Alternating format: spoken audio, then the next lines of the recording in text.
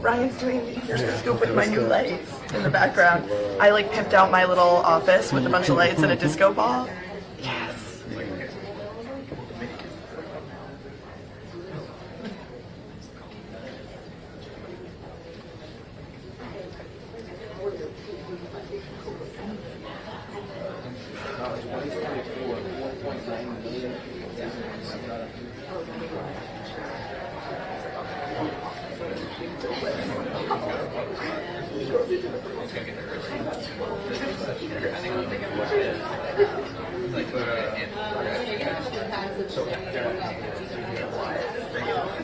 Who else we haven't seen? Maybe you're asking. No, I think he snuck by. You snuck by where it was talking. It just like clicked. I was like, oversight. Yeah. Thoughts. Yeah, I think He's on judiciary now, but like he would have oversight thoughts because Yeah. he loved to pose at James Cook. Every 15 minutes they have a new advisor. And they do it the same way.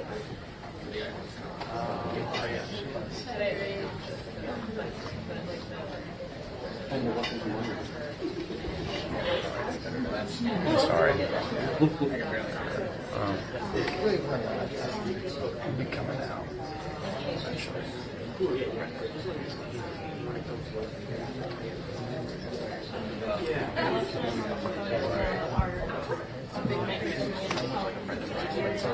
You been?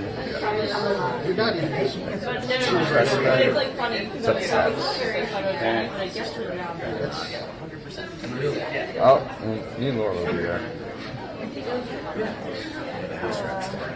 We are the house rats there. I might hear if it's in here might go down. There because just right goes out. Okay. Or down there, yeah. Gotcha.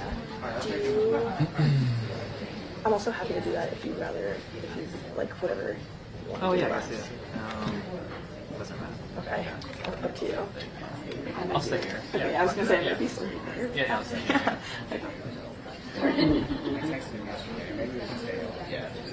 Just like where Rachel would like just what. Yeah. You might want to. I mean, I get it. Yeah. After he did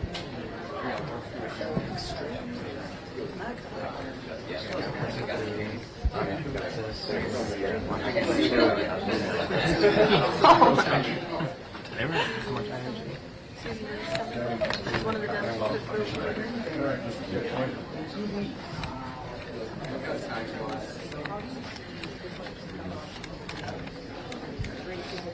No, I mean, look at it. Listen, this is a party that wants to starve out young people to prevent people from getting affordable health care.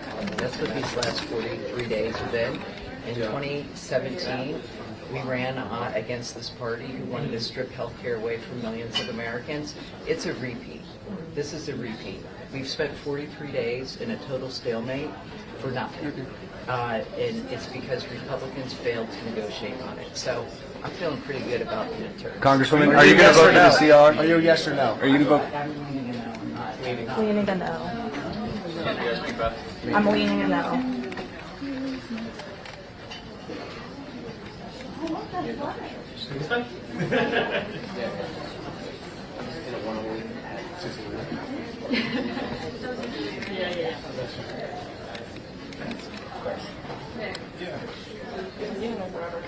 We haven't seen it in Crawford.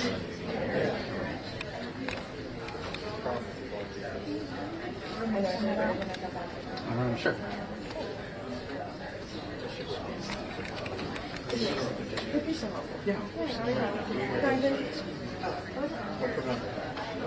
Yeah, that would be even better. I think we're just. Oh, good. Coming out. I would just.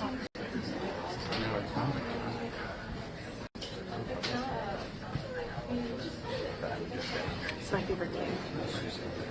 It's the only skill I've acquired up here. Thank you. Work this out in every job interview, you know. Can't hurt. An older mic. Special skills.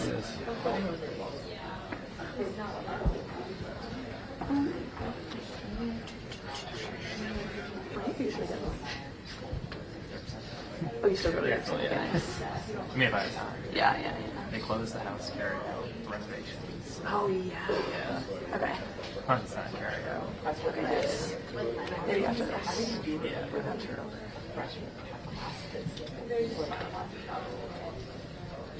Am I staying on the hill or am I calling it next?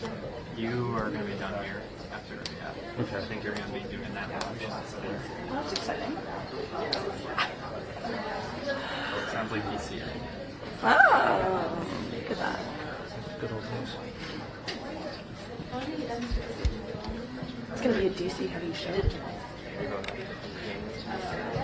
Try again. Yeah, right? I should. That's actually a good idea. Empress behavior. Exactly. Empress behavior. No. Yeah, it's actually which, you know, we're not, I'm not for that. It's like, kind of gets that weird tradition where there's getting I don't know why, but yeah, what about you? Are you been to? Nice, I love it. Yeah, no kidding. And like, we're switching to quick for like the Christmas and the holidays, because and New Year's Eve, potentially. Yeah. Wait for the week of the 29th. Yeah.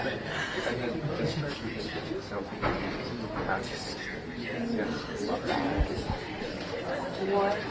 And the like the big hike in the so. What days are you on Kyle? When you're staying or New Year's Eve? Okay, that's like not terrible. Yeah. I think like somehow on Thanksgiving and Christmas, but it's okay. For Christmas, they're letting you go. They're like, you can be on call from home, so barring a catastrophe.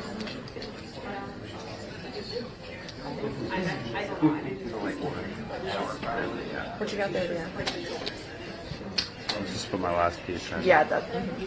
Seriously? I'll say. Whatever. The rest are in your pocket.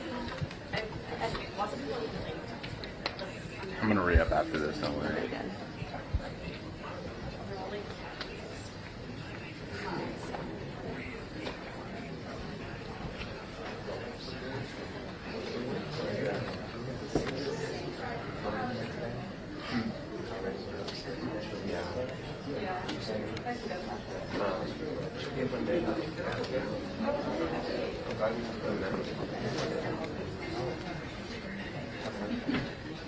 So you read ECA a while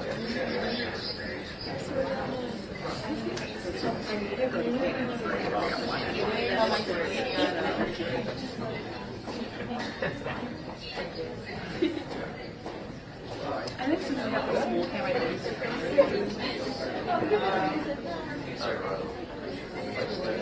I think you do what you have to. You just really don't bring it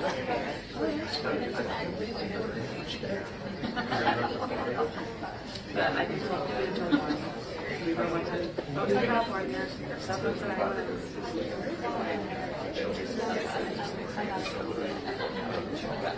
Oh, no, yeah.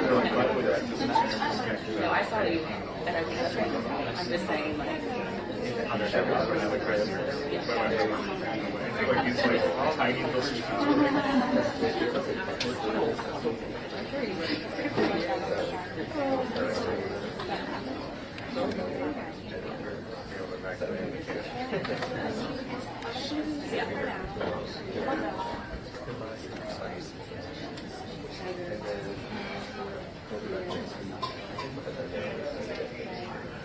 Right.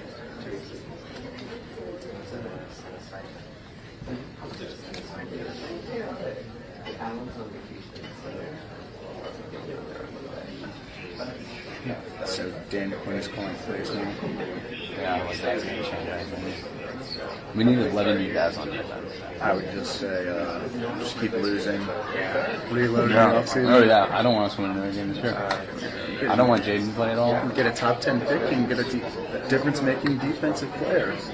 Yeah, I get like a 69. Well, especially the way the drafts have been. You can get. We should get all defensive players. Yeah, no, it's probably yeah. paid Terry McLaurin so much money when he's played one game. Yeah, Terry.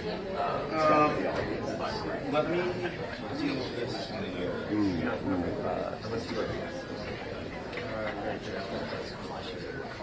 Stands ready.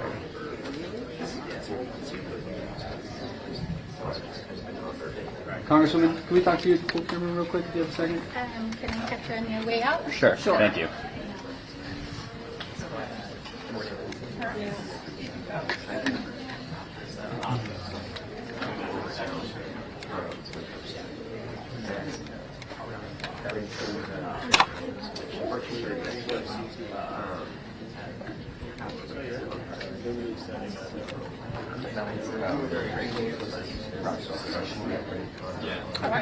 No, I mean, it's there.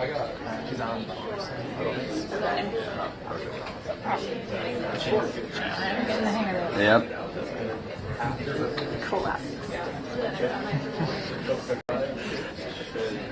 Yeah.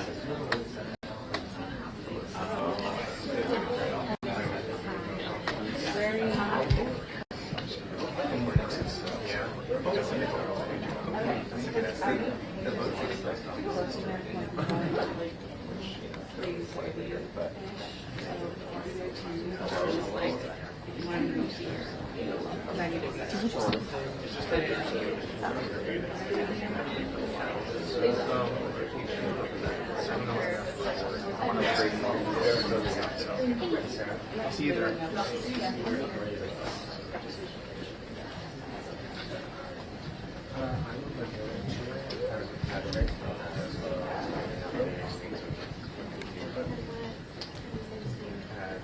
Yeah, next time.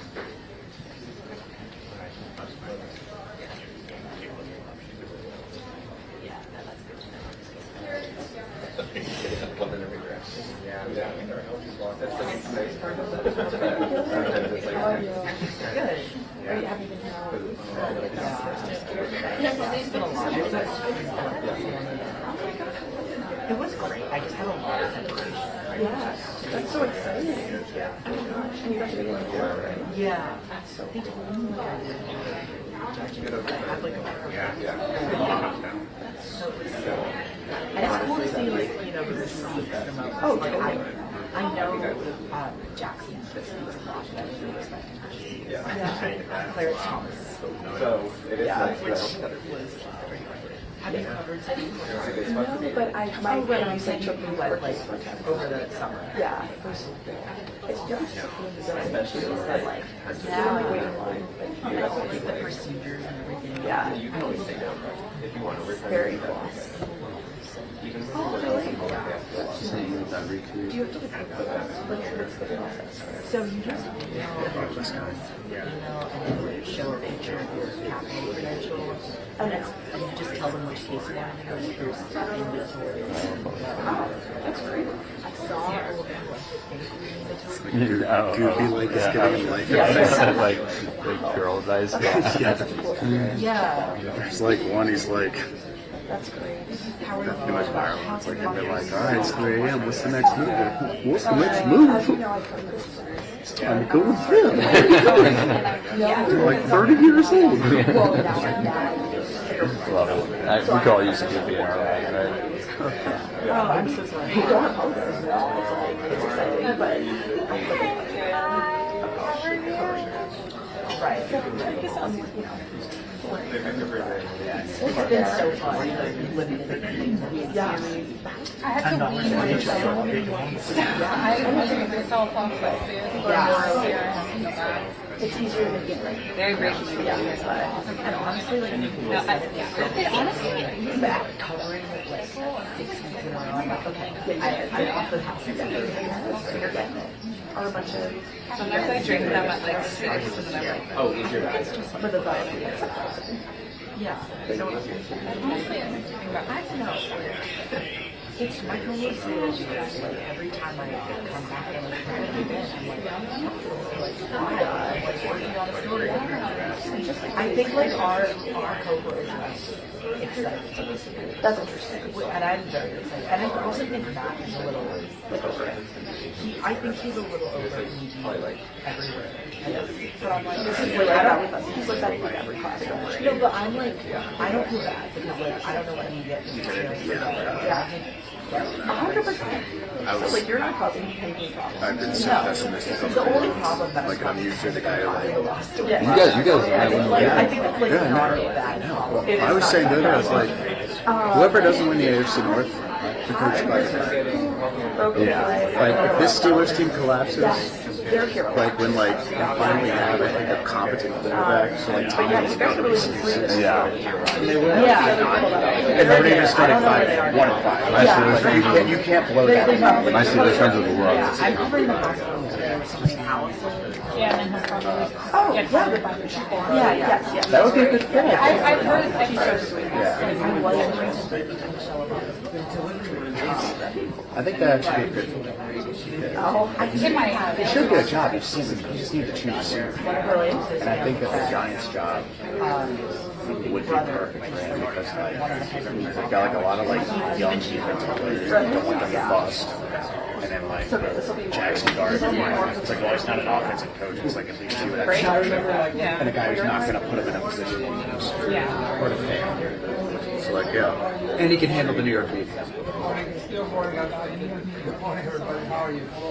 morning. Good morning. Super Bowl coach at this time. Love that. I always have to joke. I was like the Ravens. Good morning. Good morning. Coaches. Really? I'm just like super changes. It's like they both like would be fits for the other team in terms of like personality. Yeah. Perfect fit for that team. I would think that way.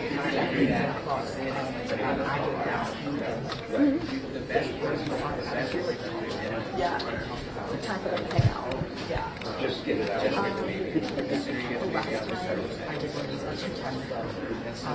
Let's get the motivator.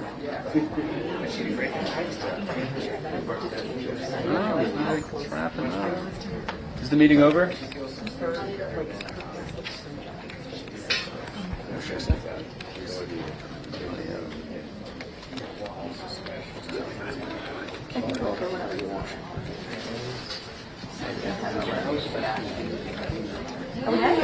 How are you? I'm going to work on a story on teachers. Oh. I'll be reaching out. Yes.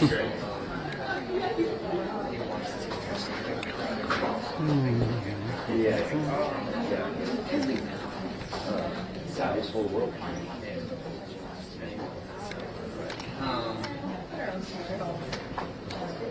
Did you get some sleep after? Yeah, I mean, I slept well last night. I was in his district recently.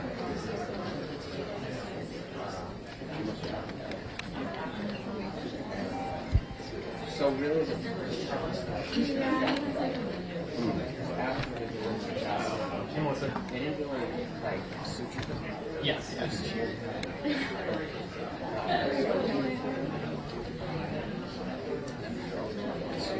Someone just tweeted. Oh, yes. But like, here's the thing about this. It's like it's your own plan. You know, like I've been saying this. And I know defending Rush is not a hill I should die on. The floor. It's quite a fascinating battle, but it's like, Ceremonial room for that. I was 95 under Mike McCarthy and Ryan Shutdown. Yeah, that'll be live. Yeah. And then he comes to us That's where and it just drops looks out. like completely forgot how to play football. And I'm like, so what did he just regress that much in 1 year? Yeah. Or is there something structural wrong? Like right after. No, your offense is so very towards the line. So that when any other quarterback has to play that offense, it just would be terrible. Yeah, I get it. I don't. It's a sign of a pool. I Actually, just In triple. 2025, like, you shouldn't have to need a running quarterback to run your offense. Like, your pass play should be good enough that you can adjust. Right. Yeah. Well, granted, like, also our left tackle's out for those games, too. Yeah. Which, in part, backups are completely When is Zay Flowers going to score some points? He's getting yards. He's got 700 I had yards. him last season. He's killing me. When'd you draft him? Like 6th round. Yeah, it's good value. I thought he was being undervalued last year, but he just doesn't get enough touchdowns. He gets a lot of yards though. I'm a big safe fan. So I watched this draft wide receiver after wide receiver and just be so underwhelming. And he's finally the one that's actually like really good.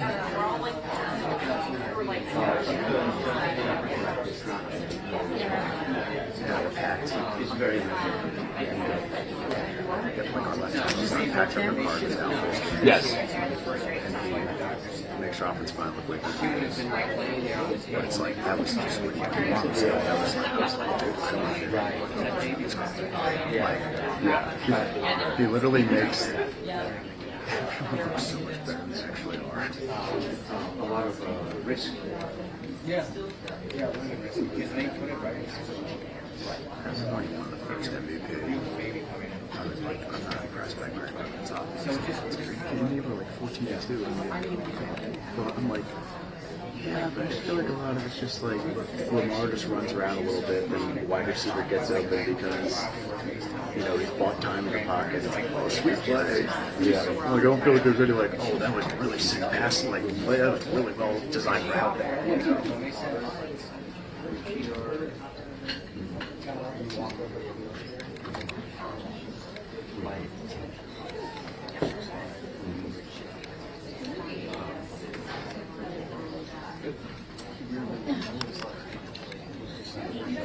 A couple weeks ago when there's a press conference and Jesse showed up, just like we're in the not on camera, we're just like screaming about how angry we were. We were like 1-4. We were just like That was Jesse Wire. yeah, we were just both going off on it.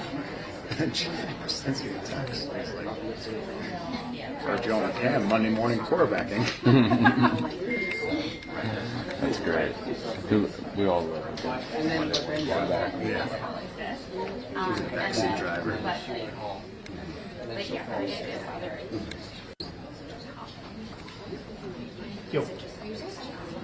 that cool clip not bad? Bill Levi's? When he was the Monday morning quarterback. Oh, yes. That was It's great. just like Monday morning quarterback and people in like normal life. The Bengals. Cincinnati area. Bengals, Reds, White Lotus, Bengals. 2 months out. Have you ever seen the Samantha Bee segment on chat? Yes. You should watch that. We'll show you. If we have time. So the second part was so bad, so long, that we didn't come here to sit down. Look it up on Google. It should take you like a Facebook. So we went from 927 day before. Everything was great. So I could tell. You did. okay. There's no ping pong. But I would have been more efficient. They would have done all that stuff they did here overnight, right now. Yeah, I'm completely distracted by the oils and the things for a very good time. Oh, that's sick. You're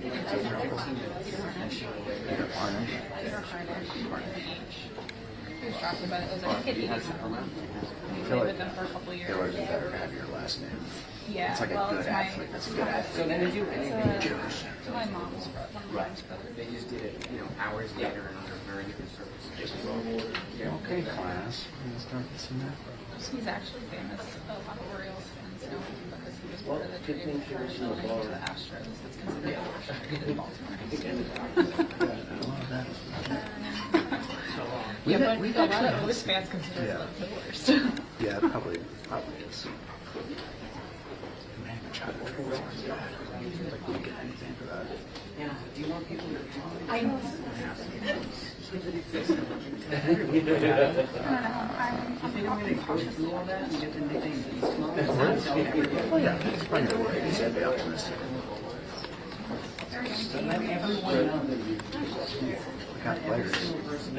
yeah, and by the next morning, my name will be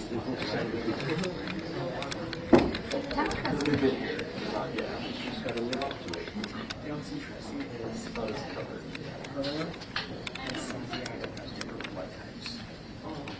She's like, I don't know. I think she's like, oh, Santiago's B. I mean, there's I don't know how to football, so you don't miss anything. I don't care about football. You're back to where you were 2 years ago. hopefully you never have to. Caps here. Go Caps. Well, actually, now I think That's better to do it this year. So that Redskins got it. it's like that means mine has to be. What? Sorry, like I've learned about Congresswoman, how did the meeting go? going great. Okay.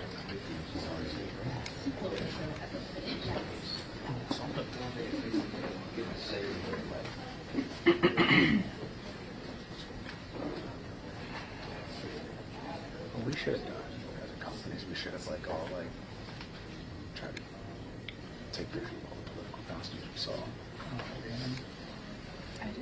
Put a collage together. Oh, I did go up for Halloween. You were there. That was my version of going on Halloween.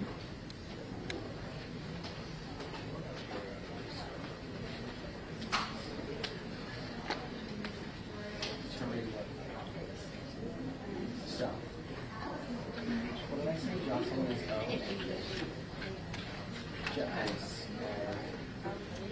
Jocelyn's O. Santiago is B. So therefore I must be B. Some people mentioned it. I want to say. What? Aguilar I think Clark. Johnson's positive. I would look to get Aguilar Clark to go every time. I don't know what I. Oh, Johnson's positive. Oh shit. So this second yes is Johnson's O. Johnson's O. He's B. He's here. That means I would that means I can rule out A.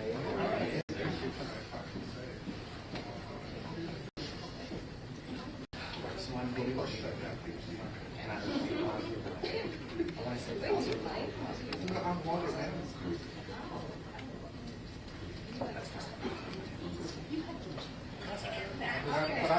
say positive. Can we get you right here? Sure. Cool Hi. camera. How are you?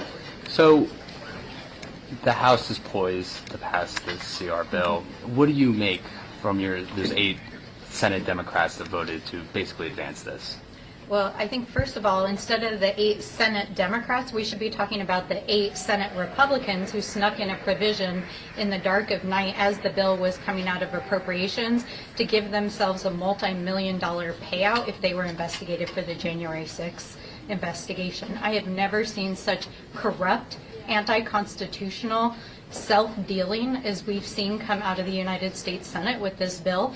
And my colleagues who spent 7 hours in the House Rules Committee last night and refused across the aisle to vote to take that out of the bill, which means that when they vote for that bill today on the House floor, they are basically voting to pay off and pay out Senate Republicans who don't want to be held accountable for January 6th.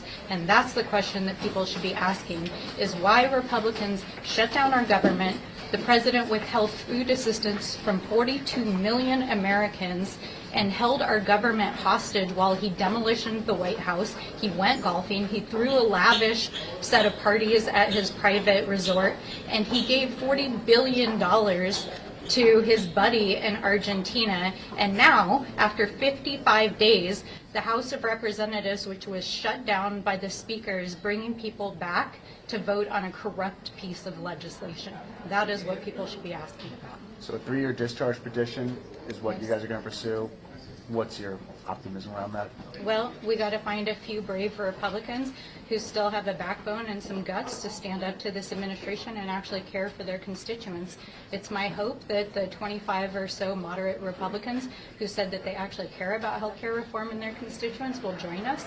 But ultimately, it'll be up to the American people to hold them accountable to do that. Why are you 3 years? 3 years. Well, what I can say is that the original negotiating position of the Democrats in the House and Senate had been a 2-year extension. That was obviously rejected. I did not draft the discharge petition, so you will have to ask the leadership about why it was extended to 3 years, but I certainly support it and will be signing on to it this afternoon. Are you seeing us being back here in January in the same boat? Absolutely. January 30th is the end of this CR. Do I think that the Republicans have the political juice to get the rest of their appropriations bills across the finish line and a healthcare deal? No. They couldn't even be bothered to sit for 7 hours in a Rules Committee hearing last night and actually have a real debate about healthcare. So if we think that they're actually going to, in good faith, fix the American healthcare system in the next 2 months, I think that's a load of bullshit. Thank you for your time. Thank you. Hey, check. Just quiet. No, that's fine. No. You did the right thing. It's fine. They can boost it up. He's coming up later. I think he's still home.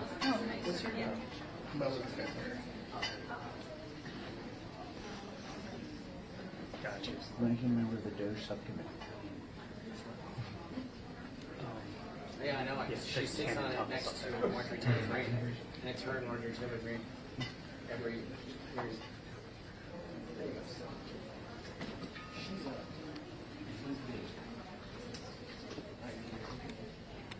She's positive. I don't know. It doesn't have to work for it. It's very strange. Yeah, you'll have to get it.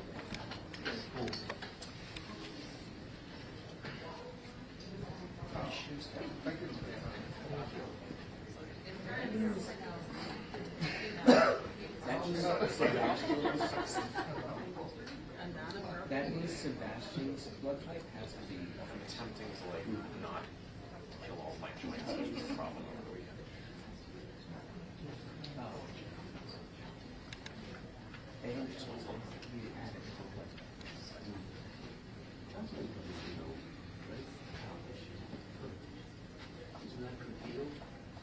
Yeah, that's so specific. I know that about yourself. Right?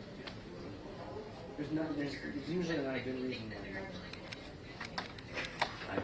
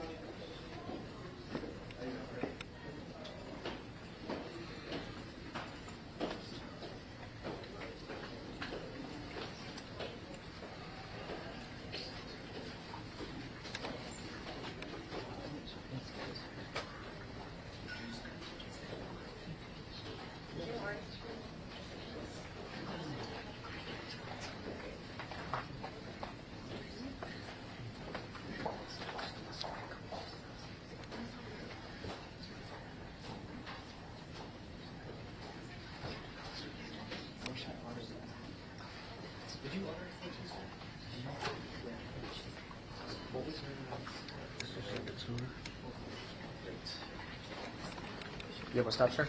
What's that? You're gonna get your No, I burned my mouth on the coffee in there, so if I was a senator, I'd have a private cause of action.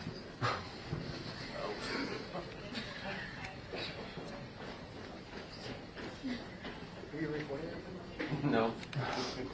You get that?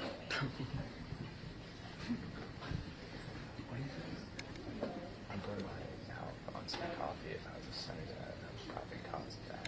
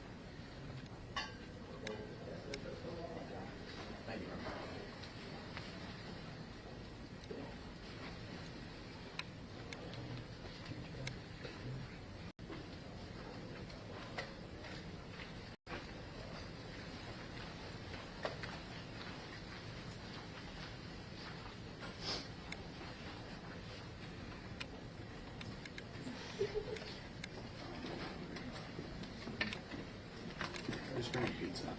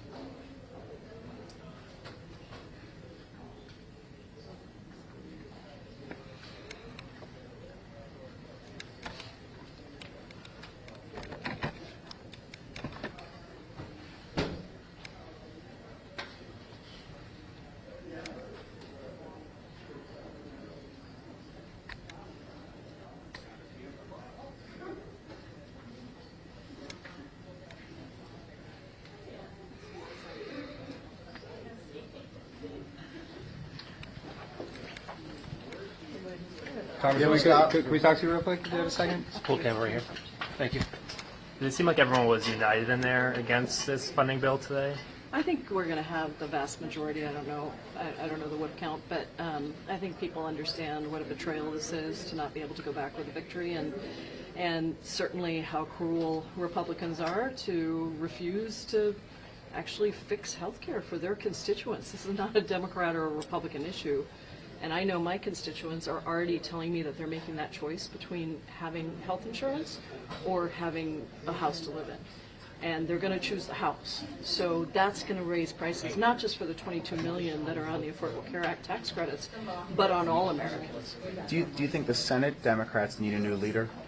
Yes, There you I do, go. but that's not in my hands, so that's up to them.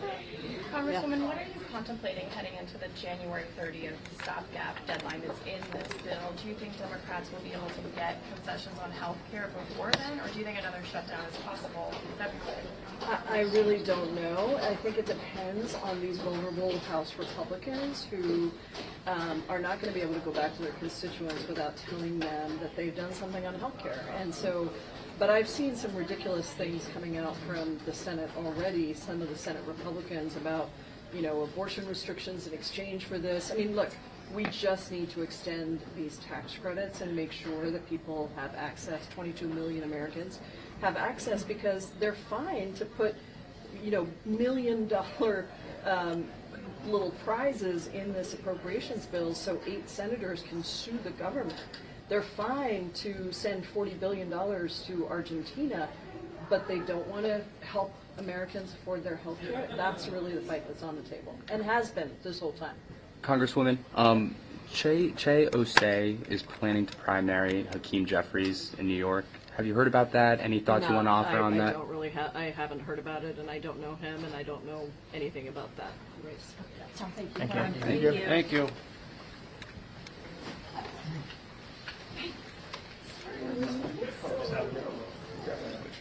You able to stop, sir? Sure. Full camera. Thank you. Do you think that Senate Democrats need a leader? Look, you know, my ire is at this deal. It's a corrupt deal that was corrupted by a last-minute insertion of allowing the senators only to get a $1 million minimum payout for having their records. I mean, no regular American can avoid that.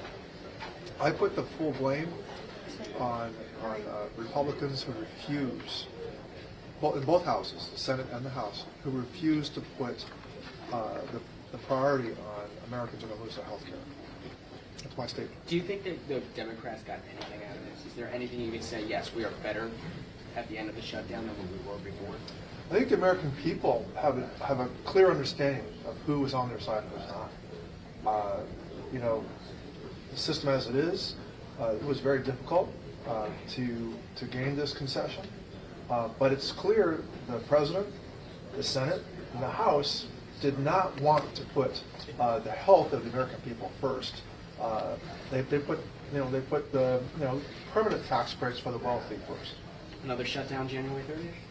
Well, we'll just have to see. I think that Republicans need to worry about what happened last week in those last elections, and the American people continue to blame the Republicans for the shutdown this past 40 days or so.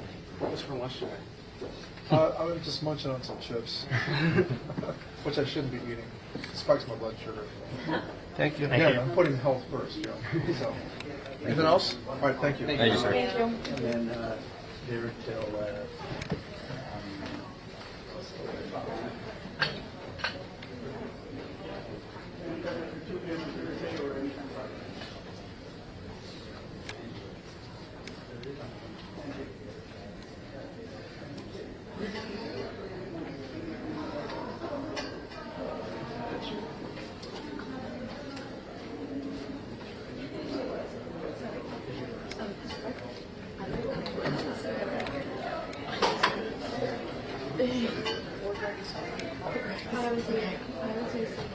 Perfect. Great. Well done. I need all Greg's, honestly.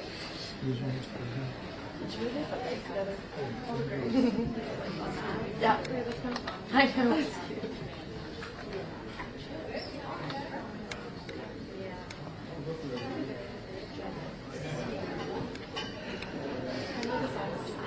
Yes.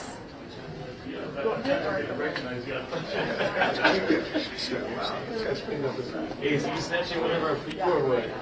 Are you snatching Lisa from us or what? Well, we'll see. I hope. Our fingers crossed. What's going on here?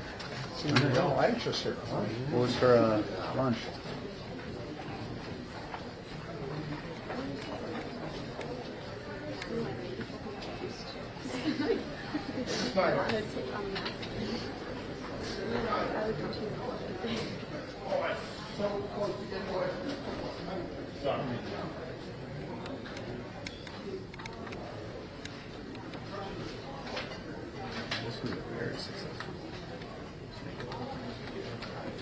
Are you sure? Oh, you hey, good to see you. By the way, who are you? I've been gone so long. I didn't remember. I know. 54 days.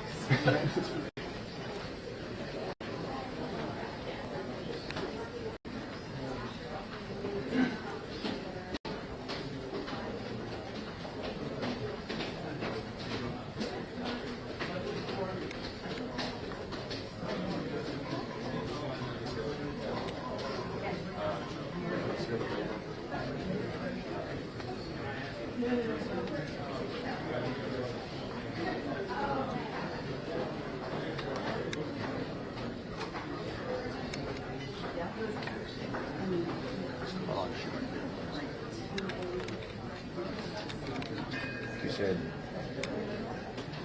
you think saying that president. Anna.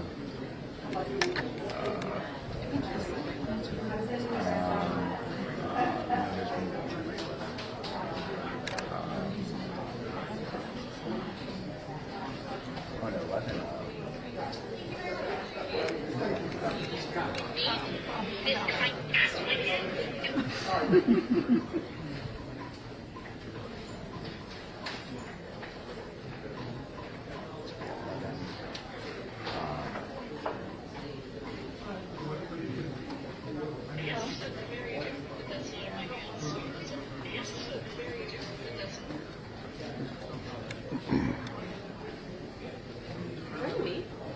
What? I don't. Someone's tweeted it. Someone checks on us. Checks on us.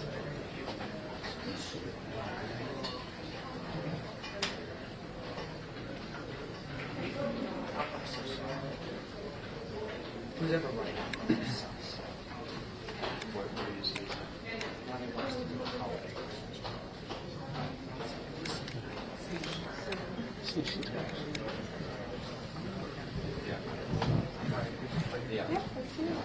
Yeah, pull temperature here.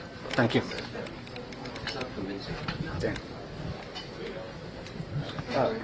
Do you think the Senate needs new leadership on the Democrat side? I think we're in an unprecedented moment that demands that we consider whether or not it's the time for new leadership.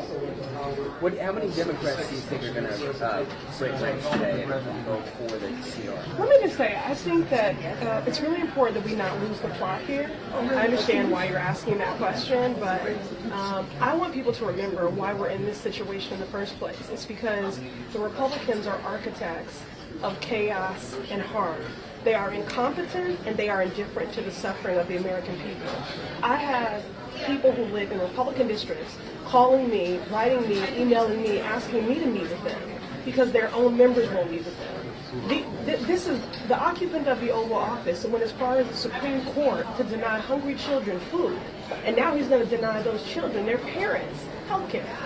So we just need to keep the focus, not lose the plot. The plot is the people, and remember who is to blame for the moment we find ourselves in. Democrats are the one defending health care. Democrats are the one fighting to keep American families whole and fighting for progress. And the polling shows that the American people understand that as well. Who are orchestrated this shutdown, and who is to blame for the fact that the costs of their lives have still not been lowered. So then the plot question, what do you do between now and January 30th to try to make sure the next bill does have what you want? Yeah, I think the point is we stayed working. I mean, imagine this. The other side created cruel work requirements for hungry people to get SNAP, but then they have not shown up for work for the last, 43 days or whatever it is. So we're always ready to work, and we're ready to negotiate, but you need two people to negotiate. So I'm willing to sit at the table and work with anyone in the name of progress, and that's what we're going to do. Congressman, are you thinking about running in the Senate in Massachusetts at all? Right now, I'm just squarely focused on reopening the government and mitigating the harm that my district's feeling, because my district was one of the districts hardest hit by the first Trump presidency, and that's bearing out in this moment, now as well. So that's really what I'm focused on. But it's no secret that I've been managing a fair amount of positive incoming, asking me to consider it. But I'm shoulder to shoulder with my delegation, squarely focused on defending our shared constituents. There's a progressive New York council member who is considering a bid against Leader Jeffries. Do you think that's counterproductive? Look, this is a democracy. I was elected to Congress in a primary, and so, you can certainly, I'll just leave that there. But I'm very proud of our Democratic leadership, which has kept our caucus united and made clear to the American people that this was a fight for their health care, which is not a nice to have, it is a must to have. We were very clear from the beginning that there would be people that would go without diagnosis, that would go without critical treatment, that people would get sicker, that people would die. And so I'm very proud that my caucus has remained united and continued to focus on the most important thing, which is the people, and that's a testament to our leadership. Let me ask you, this discharge And that includes Hakeem Jeffries, obviously. This discharge petition to try to get the ACA extension for 3 years. There's some Republicans on the other side of the aisle who think that it should be extended, but maybe not for 3 years, or maybe make an adjustment to exactly the way it was done. Do you think maybe that's negotiable? What goes into that discharge petition would be negotiable? Well, I don't have the text of anything in front of me. Now, I consider, every bill when I have text immediately in front of me. What I would say is that Republican tax breaks, those are permanent. So we should be considering, how best to support the American people, and that's to ensure that health care is within their reach. Given the impacts of the big betrayal bill and the cuts to Medicaid, when you compound that with not extending the ACA subsidies, again, the greatest wealth for our country is the health of our people. It is not a nice have, it is a must have. So, I'll be fighting for that to be, in my opinion, it should be permanent. But we'll see what happens in these negotiations. Again, permanent tax cuts, for Donald Trump and his billionaire friends, which is really what all this is about. But we can't find a way to make permanent those tax subsidies to ensure that health care remains in reach for people. Let me just tell you one story. I have a constituent who is a social worker who received a letter that his health care was going to go from a little over $200 to now almost $1,000. He runs a men's homeless shelter. He's someone who was unhoused himself, who has changed his life and now does the transformative work of helping others to get on the best path. And his health care will not be in reach. So we're going to have people that are going to get hungrier, sicker, poorer, less safe. Under Republican majority, they continue to make history for all the wrong reasons. Imagine having the House, the Senate, and the White House, and you choose to use that majority to exact and enact harm. It's unconscionable and 100% productive.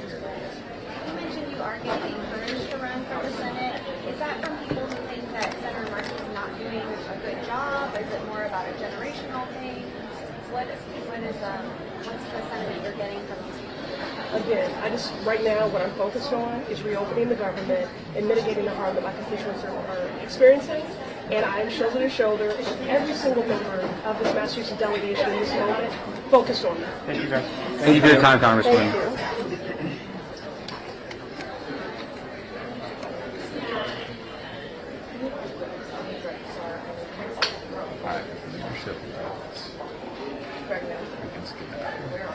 Sneak out.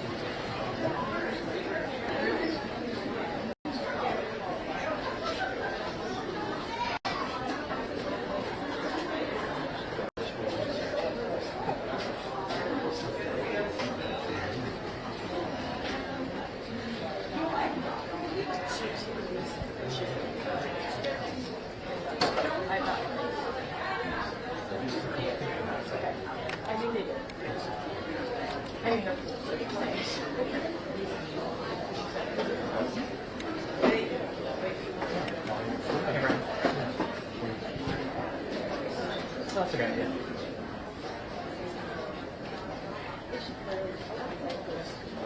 Oh, yeah. Oh, okay.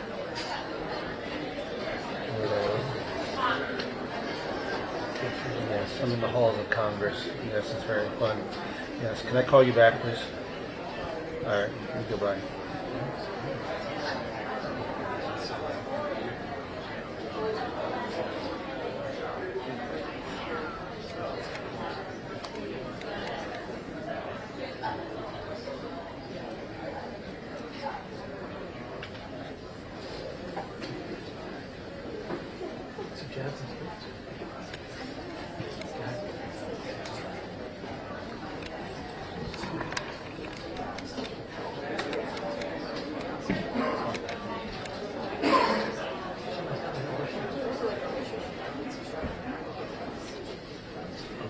Start wondering when you're going to get sometimes.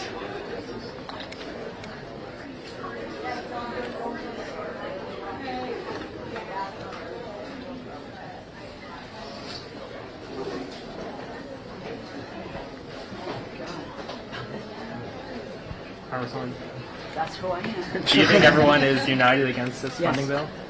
Yes. All of them? We are united. Cool. Amazing. Oh my God, hi Paul. Hi. What's going on? Good to see you, dude. Well, stop. I don't know about that. You want to know? It's different I heard you were times. down here. I almost have heard that. Yeah. It's a busy day in Washington, so. Good. And they don't bring anybody up like truly from New York anymore. So if I'm here and around, they're like, okay, well, you don't have an excuse. You have to go. So there you go. Yeah. How are things? Yeah, good to see you, dude. Kids good? Yep, it's good. Oldest is in college now. Oh. Is your caucus united against this funding bill? House Democrats are strongly opposed to this partisan Republican spending bill that continues to gut the health care of the American people. We've said from the very beginning that we want to find a bipartisan path forward, that of course we want to reopen the government, but that we need to decisively address the Republican health care crisis, and that begins with extending the Affordable Care Act tax credits. Republicans saw fit on July 3rd to race back into town so they can enact the largest cut to Medicaid in American history, rip food from the mouths of hungry children, seniors, and veterans, and they did all of this so that they can enact massive tax breaks for their billionaire donors, and they made those tax breaks permanent. Democrats have introduced an amendment last night before the Rules Committee that would extend the Affordable Care Act tax credits for 3 years to provide working class Americans with the certainty that they deserve. Republicans rejected it because they have zero interest in lowering the high cost of living for the American people, and Republicans have zero interest in addressing the healthcare crisis that they've created, Democrats will strongly oppose House floor. Leader Jeffries, will you put a discharge petition on the floor for those ACA extension? Yes. Why 3 years? Why not 1 or something? Affordable Care Act tax credits were extended by 3 years in the Inflation Reduction Act.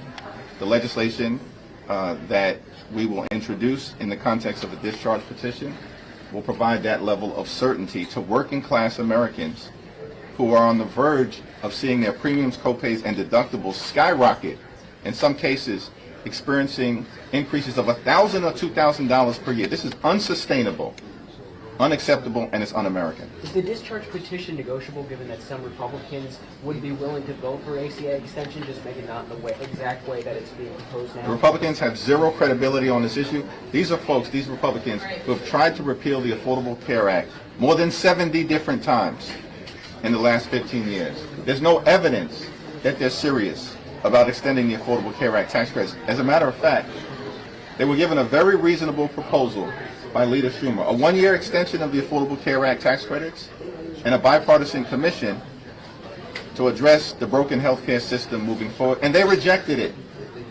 because Republicans have zero interest in fixing the healthcare crisis that they've created. Thank you, everyone. Thank you, sir.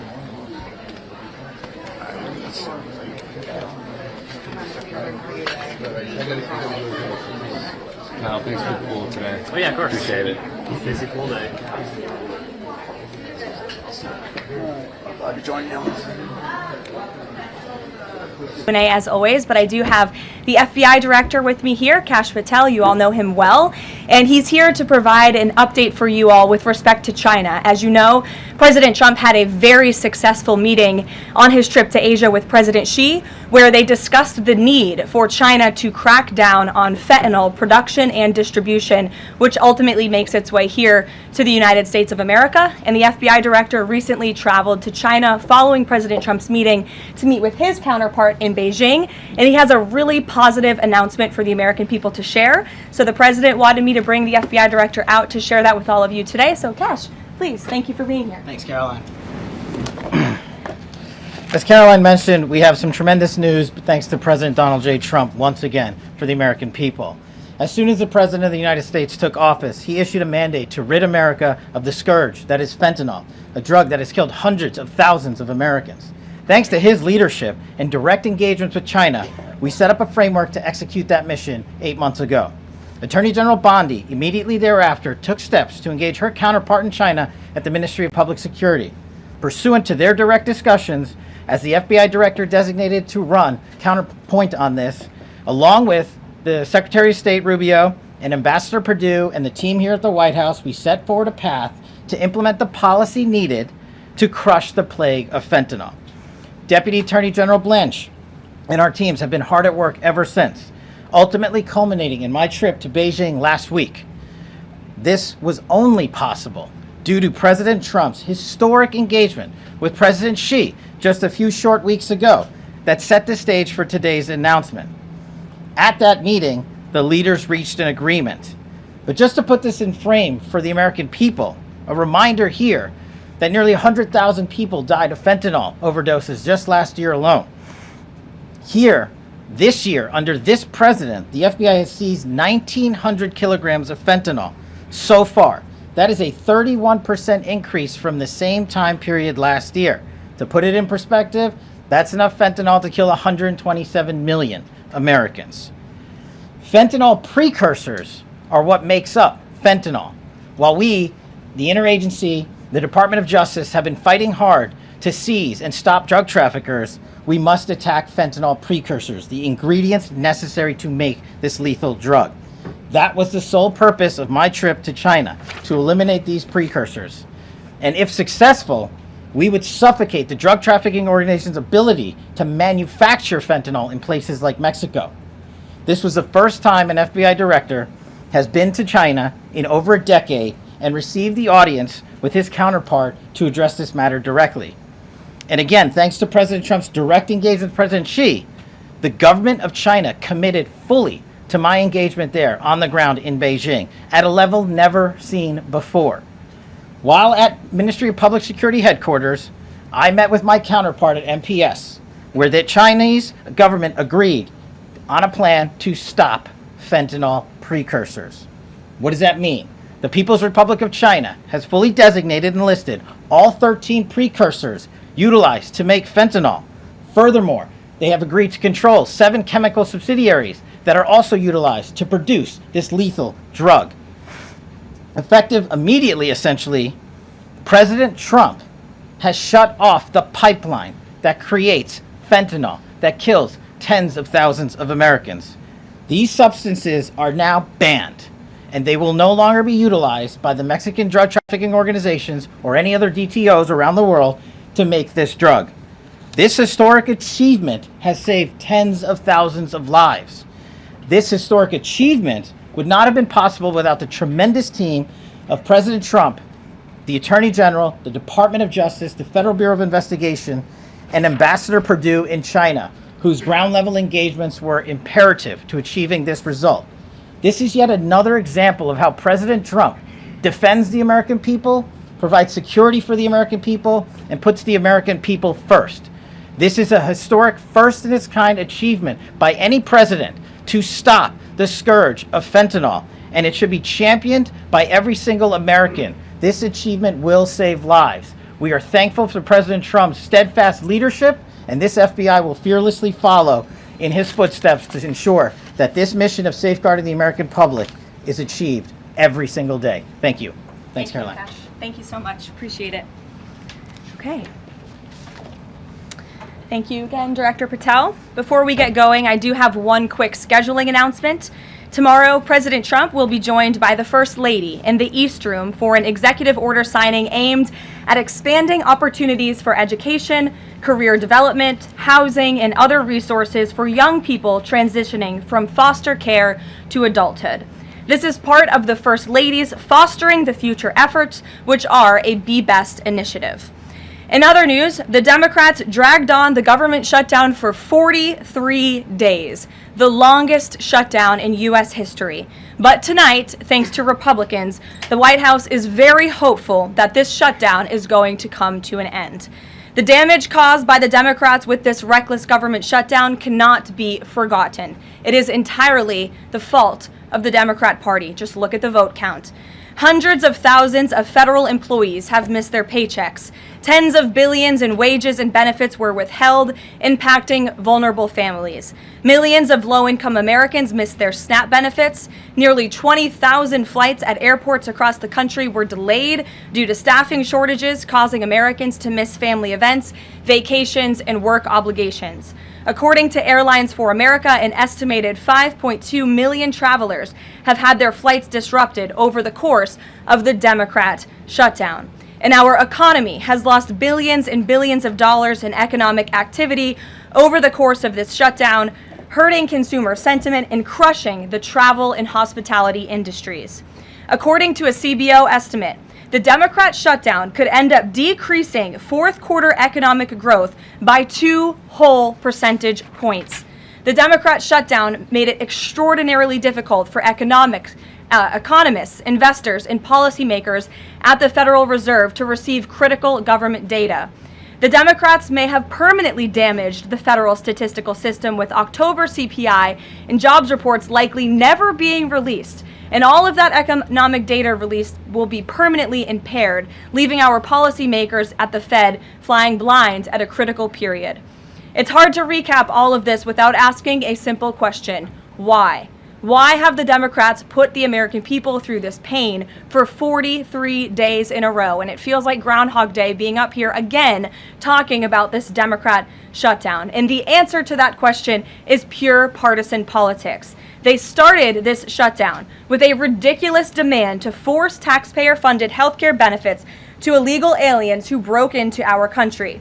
Even after it was clear President Trump and Republicans would never force American taxpayers to pay for free health care for illegals.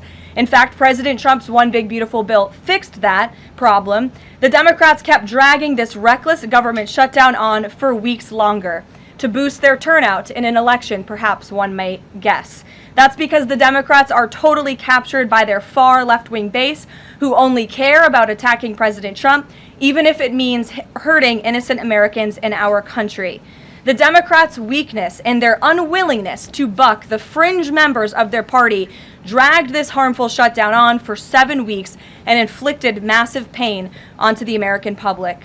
But let's be clear. The clean CR being voted on today in the House of Representatives that will lead to the reopening of the federal government is what President Trump and Republicans have supported from day one. Our troops, air traffic controllers, and federal employees will be back to receiving their regular paychecks. Families in need will get back to receiving their food purchasing assistance, and the people's government will soon be back open for business. President Trump looks forward to finally ending this devastating Democrat shutdown with his signature, and we hope that signing will take place later tonight. On another matter, I want to address the affordability issue that's received a great deal of media attention this past week, which is ironic because it didn't receive that much attention when Joe Biden was here and inflation was at a record high 9%, the worst inflation crisis in modern American history. And President Trump won a landslide election in part to address the affordability issues created by Joe Biden and the Democrats. And that's exactly what President Trump has done since day one of his administration. Since the first day in office and every day since, the Trump administration has taken aggressive action to fix the Biden-created cost of living issues. The notion that the same Democrats who just shut down the federal government to sabotage our economy, rob people of their paychecks, and also helped Joe Biden ratchet up inflation to 9% are now suddenly affordability champions, that notion is completely absurd. And it's something only the liberal media would have the gall to push. But the reality is that President Trump and his administration have done so much to lower prices and increase the economic prosperity of the American people. And this president and his team of amazing economic advisors are going to keep working on this issue every single day. In less than 10 short months, President Trump signed the largest middle-class tax cuts in American history, including no tax on tips, overtime, and Social Security, which will guarantee that next year Americans are going to put more money back into their pockets. The president has completely unleashed American energy dominance to help bring gasoline prices to the lowest in 5 years, and we expect them to continue to decrease. And it has also lowered energy costs overall. There is more work to do, but again, the president's deregulatory and pro-American energy agenda is absolutely going to continue to drive down prices. This formula worked in the president's first term, and we expect that it's going to work again. And this is key because we know energy costs are the #1 driver of inflation. Again, just look at what Joe Biden did to our energy industry over the past 4 years of his administration, and look at what happened to inflation as a result. Everything became more expensive. To lower prescription drug prices and healthcare costs, the president has been working around the clock on this issue. He is obsessed with negotiating these good deals on behalf of the American people to bring down pharmaceutical costs and drug costs for Americans, and he has done so on a number of fronts. You have seen him discuss that in the Oval Office several times.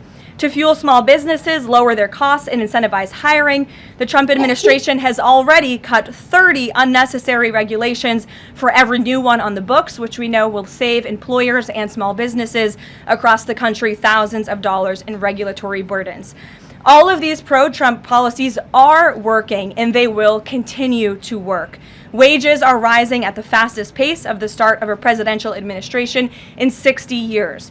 The cost of the typical new mortgage is down by nearly $3,000 per year. There's much work to do, and this administration will continue to do it. But President Trump has already made great progress in cleaning up the economic disaster that was created by Joe Biden. With that, I will take your questions today, and in our new media seat, we have Bev Turner, who works for a new outlet, a UK outlet, but based here in Washington, D.C., GB News. Bev, thank you for being here today. Why don't you kick us off? Thank you, Caroline. So the clock is ticking on the Friday deadline by which the BBC must retract and apologise for their malicious edit of the President in the documentary shown last year.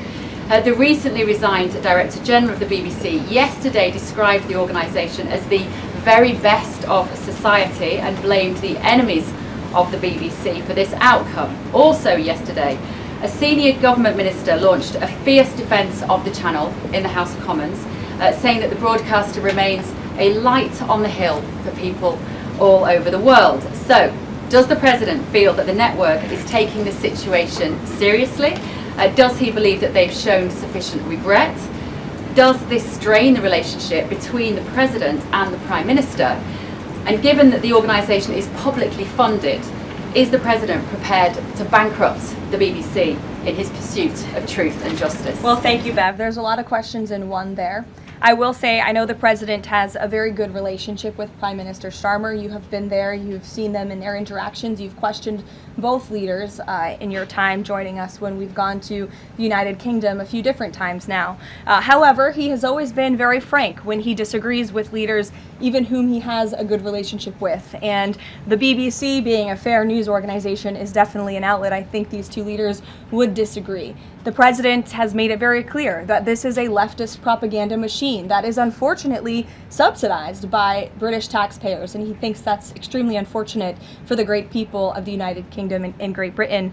And I think that the President was deeply concerned by the editing, the purposeful and dishonest editing of his speech that was so clearly fake news, and he rightfully dubbed that term many years ago, and this is a classic example of that. We see it in the United States all the time. We see it now in the United Kingdom. As you know, the President's external legal counsel has filed a lawsuit against the BBC. We expect that to continue, and whether they apologize or not is up to them.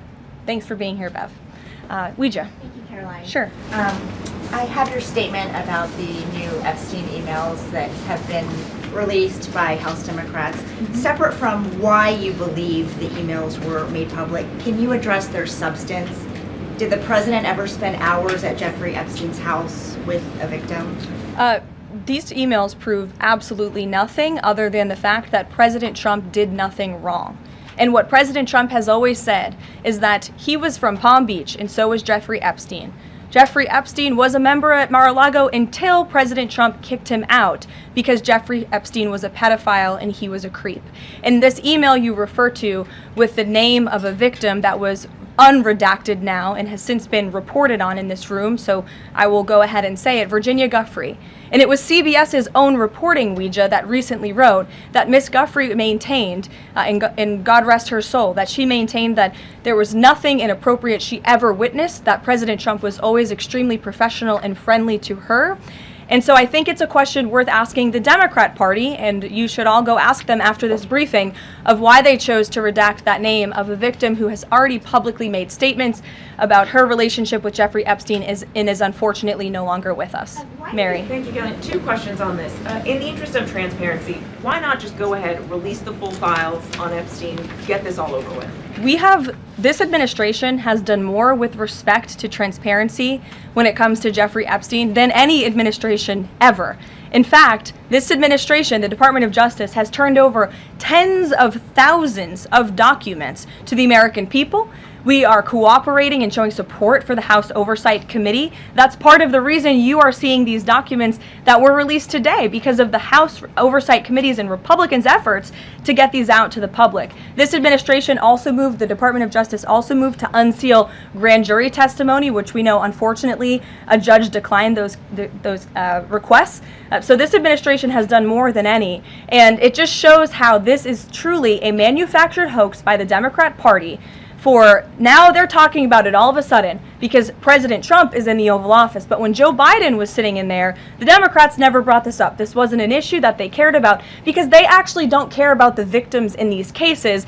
They care about trying to score political points against President Trump, as we have, of course, seen with this government shutdown. And this entire thing, again, it's not a coincidence to the American people at home. There are no coincidences in Washington, D.C. And it is not a coincidence that the Democrats leaked these emails to the fake news this morning ahead of Republicans reopening the government. This is another distraction campaign by the Democrat and the liberal media, and it's why I'm being asked questions about Epstein instead of the government reopening because of Republicans and President Trump. But given your interest in transparency, Caroline, why are White House officials then meeting with Representative Boebert in an effort to try and get her to not sign this petition calling for the release of the files? Doesn't it show transparency that members of the Trump administration are willing to brief members of Congress whenever they please? Doesn't that show our level of transparency? Doesn't that show the level of transparency when we are willing to sit down with members of Congress and address their concerns? That is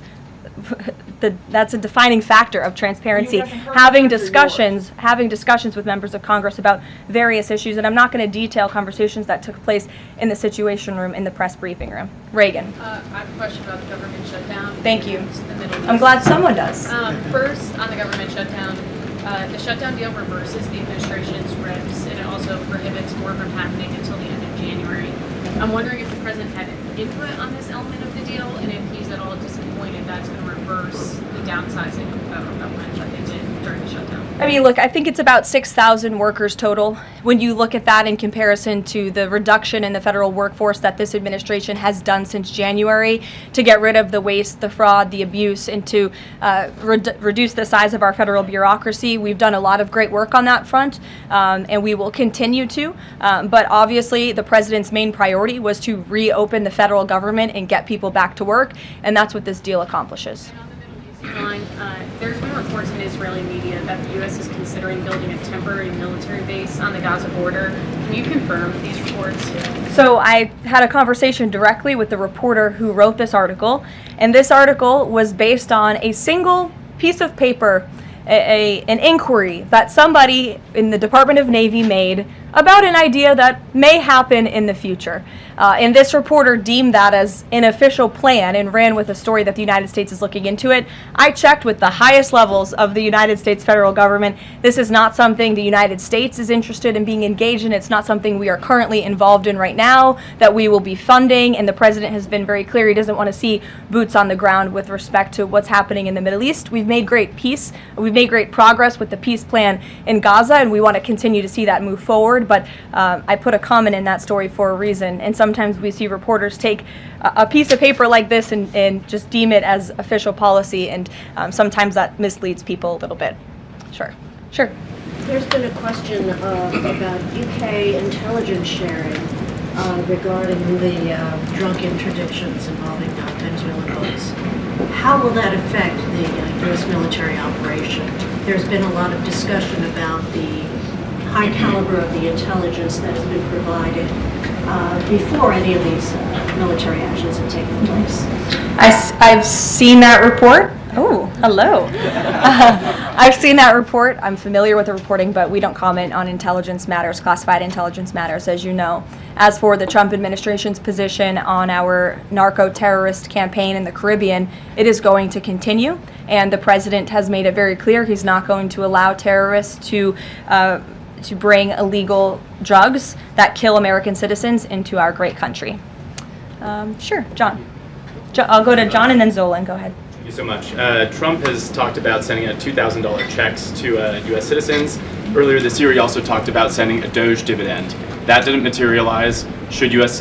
Citizens expect the $2,000 proposal? Is the White House committed to making that happen? The White House is committed to making that happen, yes, and we are currently exploring all legal options to get that done. I don't have a timeline for you or any further details, but I can confirm for you that the president made it clear he wants to make it happen, and so his team of economic advisors are looking into it, and when we have an update, we'll provide one.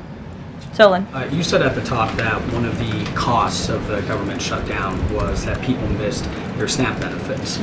Can you explain then why the administration went to court to fight the funding of food stamps and SNAP benefits? So recipients missed their SNAP benefits because the Democrats shut the government down, and they forced the administration to tap into a contingency fund that did not even fund the full entirety of this program.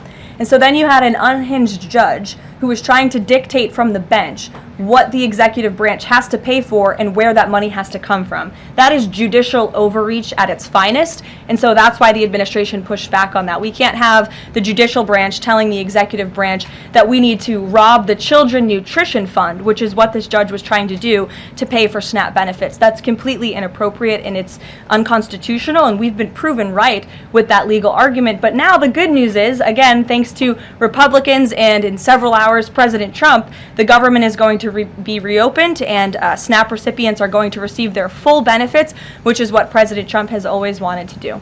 Stephen. Why also did you need the judicial process for that? I mean, during this shutdown, didn't the administration have a responsibility to tap into any of those reserves to ensure that essentially we did. We did tap into it. we did tap into the contingency fund. And then the judge told us, no, you have to get more money from a children's nutrition fund. And we felt that was judicial overreach. He shouldn't tell the president which fund he has to rob because the Democrats are holding the country hostage by shutting down the federal government. Stephen, go As ahead. well, if the president is considering a pardon for Ghislaine Maxwell. Again, he's answered this repeatedly. It's not something he's talking about or even thinking about at this moment in time. I can assure you of that. Stephen. Caroline, I've got two questions about New York for you. Sure. First, You always do. On brand for the New York Post. Mayor-elect Mamdani, he said that he plans to reach out to President Trump and that, quote, this is a relationship that will be critical. Does the White House have a response to this planned outreach? It's the first time I'm hearing of it. I'll let the president respond himself to that comment by Mr. Mamdani. My second question, Jack Schlossberg, the grandson of President Kennedy, announced today that he's running for Congress.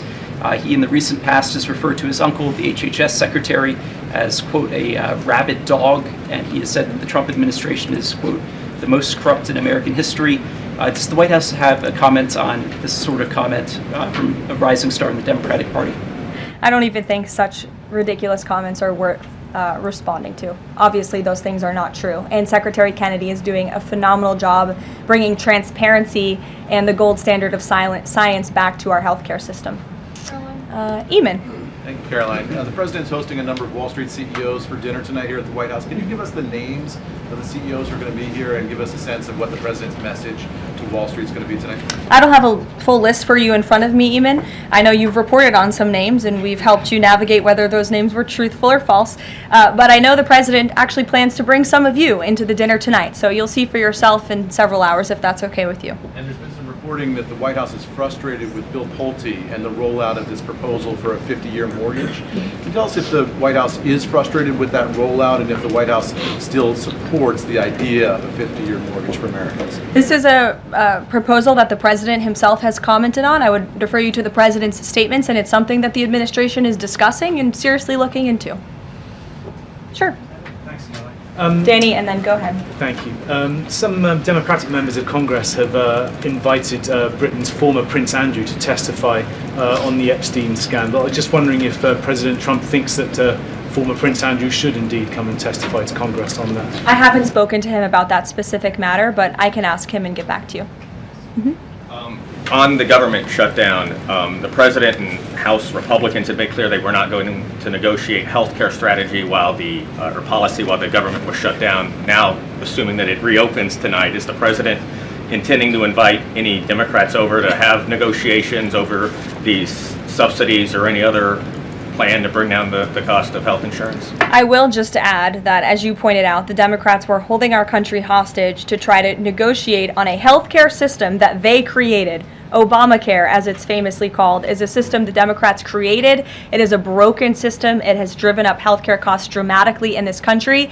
And now they shut the government down to try to fix that system they broke. It doesn't make any sense to us, which is why the president said that's a completely untenable position. However, once the government reopens, the president, as he's always maintained, is absolutely open to having conversations about healthcare. And I think you'll see the president putting forth some really good policy proposals the Democrats should take very seriously to fix, again, the system that they broke. You can't trust the same people who broke the system to fix it, and so the American people will continue to hear from the president on this issue.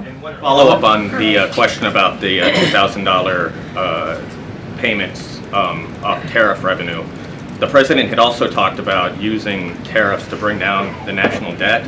Would this be in lieu of that? Like this is now the new way to maybe to use that tariff revenue? No, the president put out a statement on this clarifying he wants to do both things with the tariff revenue that he's bringing into this country. Trillions of dollars are expected to continue to pour in, and it's part of the reason that the Supreme Court case is so vital for our country's future, to restore our manufacturing industry in this country, to protect our national security, to continue to allow the president to use tariffs as leverage to negotiate economic deals that, again, are good for our national security. And that revenue can then be used for various reasons, to pay down our debt and also perhaps to give these rebate checks back to Americans, which, again, the White House is exploring the legal options of how we can get that done.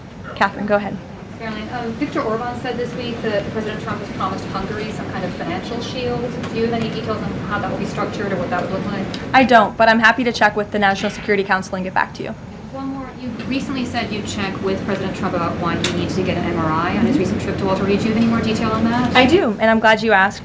As stated in the memo provided on October 10th, President Trump received advanced imaging at Walter Reed Medical Center as part of his routine physical examination. The full results were reviewed by attending radiologists and consultants, and all agreed that President Trump remains in exceptional physical health, which I know all of you will see with your own eyes later this evening when he opens up his dinner to the press, and perhaps you will see him when he signs the bill to reopen the federal government. So stay tuned on plans for that. Thank you, everyone.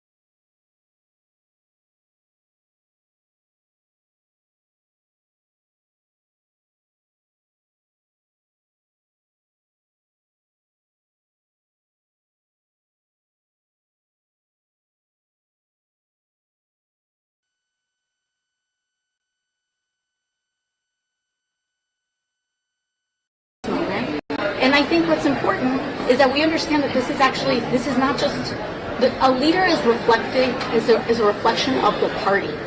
And Senate Democrats have selected their leadership to represent them. And so the question needs to be bigger than just one person. We have several Senate primaries this cycle. I know I'm being asked about New York. That is years from now. I have to remind my own constituents because they think that this election is this year. We actually do have Senate elections this year, and my hope is that people across this country actually participate in their primary elections in selecting their leadership. Thank you. You didn't really answer the question. Thank you.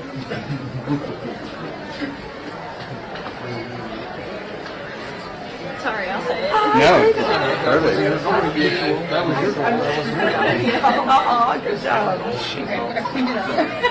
All cleaned up. Yes. Yeah, find whatever clothes sticks out to you. And then start with that.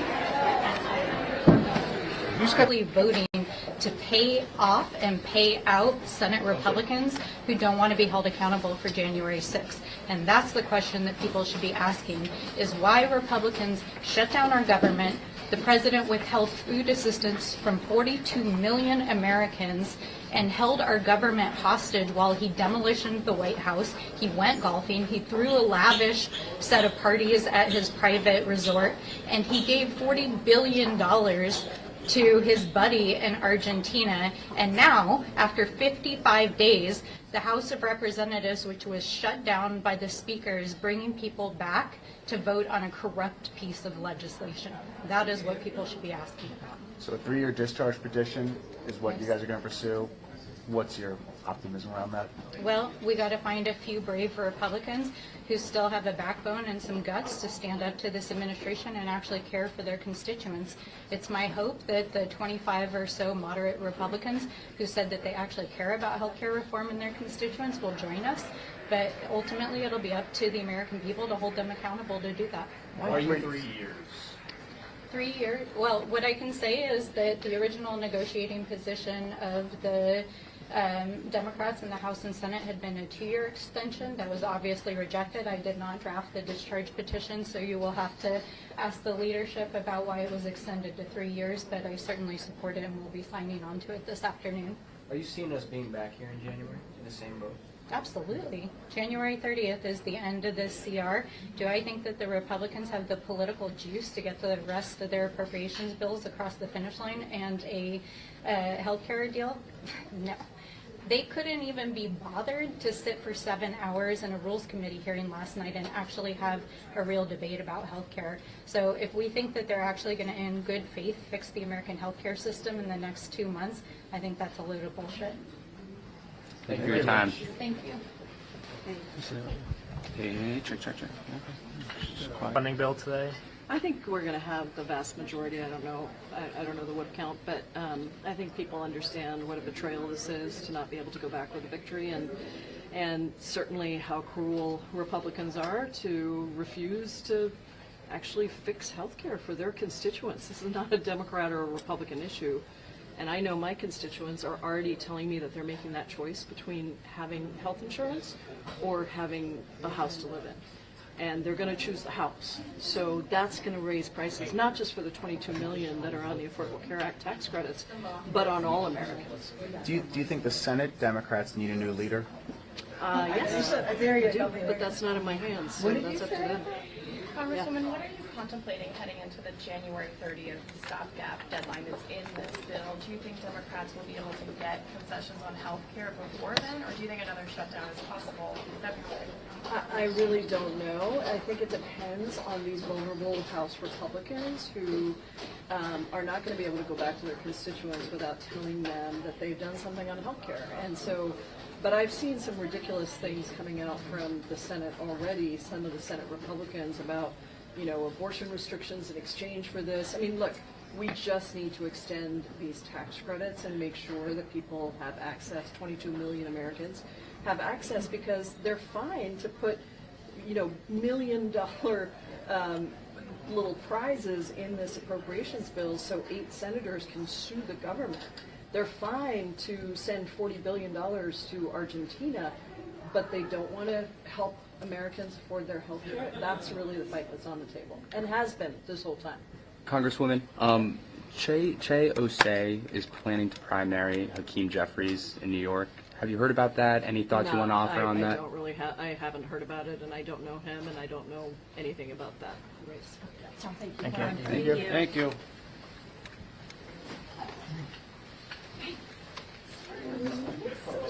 Do you think the Senate needs new leadership on the Democrat side? I think we're in an unprecedented moment that demands that we consider whether or not it's the time for new leadership. How many Democrats do you think are going to break ranks today and vote for the CR? Let me just say, I think that it's really important that we not lose the plot here. I understand why you're asking that question, but I want people to remember why we're in this situation in the first place. It's because the Republicans are architects of chaos and harm. They are incompetent and they are indifferent to the suffering of the American people. I have people who live in Republican districts calling me, writing me, emailing me, asking me to meet with them because their own members won't meet with them. This is the occupant of the Oval Office who went as far as the Supreme Court to deny hungry children food, and now he's going to deny those children, their parents, health care. So we just need to keep the focus, not lose the plot. The plot is the people, and remember who is to blame for the moment we find ourselves in. Democrats are the one defending health care. Democrats are the one fighting to keep American families whole and fighting for progress. And the polling shows that the American people understand that as well. Who are orchestrated this shutdown, and who is to blame for the fact that the cost of their lives has still not been lowered. And then plot question, what do you do between now and January 30th to try to make sure the next bill does have what you want. Yeah, I think the point is we stayed working. I mean, imagine this. The other side created cruel work requirements for hungry people to get SNAP, but then they have not shown up for work for the last, 43 days or whatever it is. So we're always ready to work, and we're ready to negotiate, but you need two people to negotiate. So I'm willing to sit at the table and work with anyone in the name of progress, and that's what we're going to do. Congressman, are you thinking about running in the Senate in Massachusetts at all? Right now, I'm just squarely focused on reopening the government and mitigating the harm that my district's feeling, because my district was one of the districts hardest hit by the first Trump presidency, and that's bearing out in this moment, now as well. So that's really what I'm focused on. But it's no secret that I've been managing a fair amount of positive incoming, asking me to consider it. But I'm shoulder to shoulder with my delegation, squarely focused on defending our shared constituents. And there's a progressive New York council member who is considering a bid against Leader Jeffries. Do you think that's counterproductive? Look, this is a democracy. I was elected to Congress in a primary, and so, can certainly, I'll just leave that there. But I'm very proud of our Democratic leadership, which has kept our caucus united and made clear to the American people that this was a fight for their health care, which is not a nice to have, it is a must to have. We were very clear from the beginning that there would be people that would go without diagnosis, that would go without critical treatment, that people would get sicker, that people would die. And so I'm very proud that my caucus has remained united and continue to focus on the most important thing, which is the people, and that's a testament to our leadership. Let me ask you, this discharge... And that includes King Jeffrey Dodson. This discharge petition to try to get the ACA extension for 3 years. There's some Republicans on the other side of the aisle who think that it should be extended, but maybe not for 3 years, or maybe make an adjustment to exactly the way it was done. Do you think maybe that's negotiable? What goes into that discharge petition would be negotiable?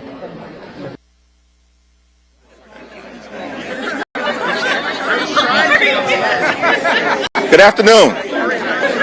Good afternoon. It's a high honor and a distinct privilege to be joined today by Whip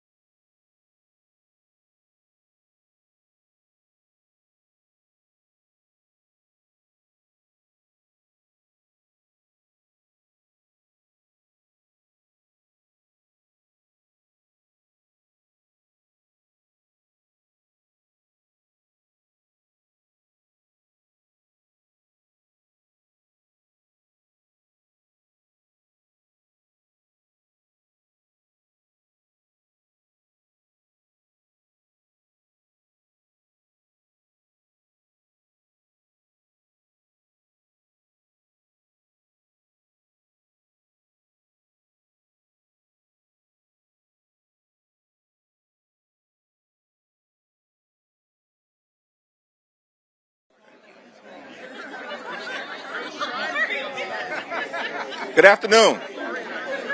Good afternoon. It's a high honor and a distinct privilege to be joined today by Whip Catherine Clark, Caucus Chair Pete Aguilar, members of House Democratic leadership, and the House Democratic Caucus. House Democrats are here on the Capitol steps to reiterate our strong opposition to this spending bill because it fails to address the Republican health care crisis and it fails to extend the Affordable Care Act tax credits. House Democrats will continue to support our men and women in uniform. We will continue to support hardworking federal employees. We will continue to support our law enforcement personnel. House Democrats will continue to support our air traffic controllers. We will continue to support our TSA agents. We will continue to support our civil servants who have been under attack since day one of the Trump administration. But we cannot support the Republican effort to gut the health care of the American people.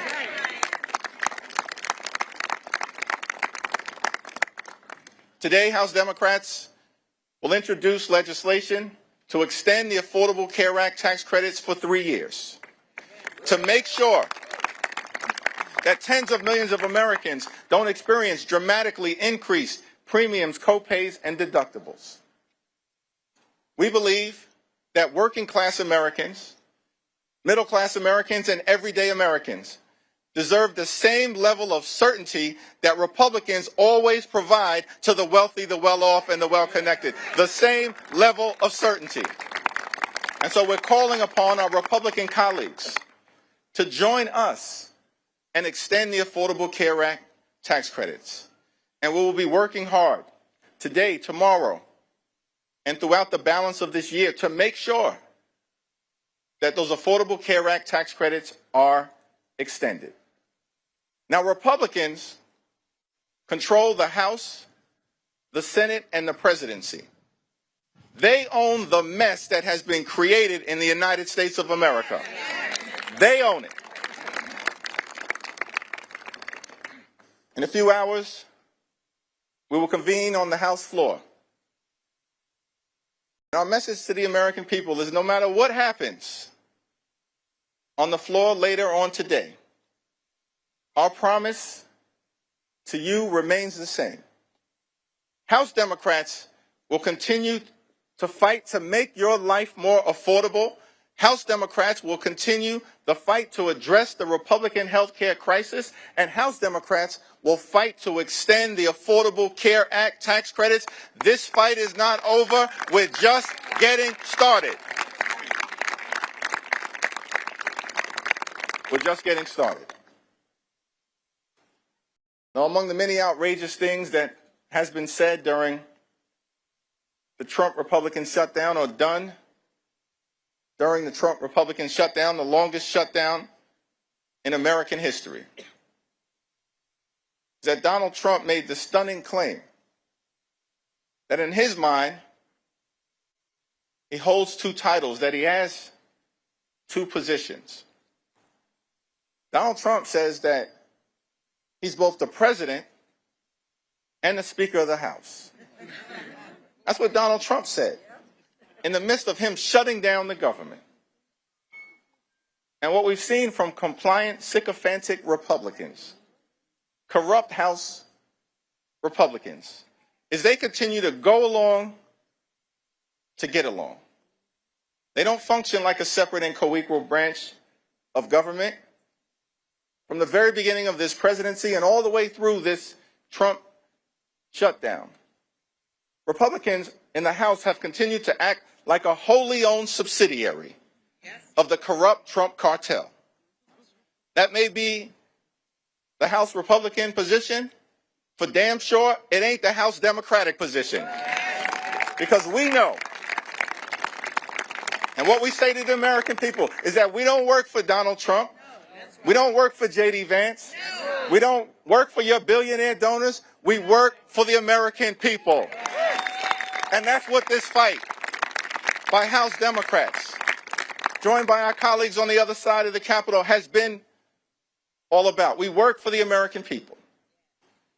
As we stand on the Capitol steps, ready to continue this battle on the House floor, a battle that we waged week after week after week, and that will continue regardless of the outcome. We say to the American people that we know you deserve better. You deserve much better than the chaos, the cruelty, and the corruption that you've seen.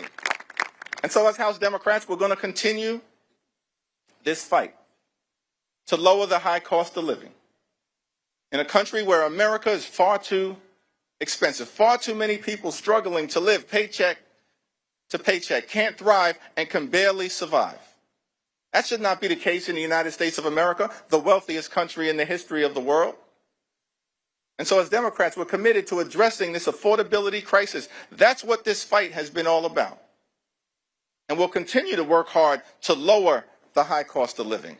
We'll continue the fight to fix our broken healthcare system. And we'll continue to fight to stand up for Medicaid. We'll continue to fight to stand up for Medicare. We'll continue the fight to stand up for the Affordable Care Act and an extension of the tax credits. We'll continue to fight for your hospitals. We'll continue to fight for your nursing homes. We'll continue to fight for your community-based health clinics. And we'll continue to fight for the principle that in this great country, the wealthiest country in the history of the world, healthcare can't simply be a privilege available only to the wealthy, the well-off, and the well-connected. Healthcare must be a right available to every single American. And that's the fight that House Democrats will continue to wage for the American people. It's now my great honor to yield to the freshman leadership representative, someone who's gotten off to a great start, helping to lead the freshman class, the first term members during this turbulent and tumultuous period here in the United States Congress and for the country. From the great state of California, the Honorable Luz Rivas.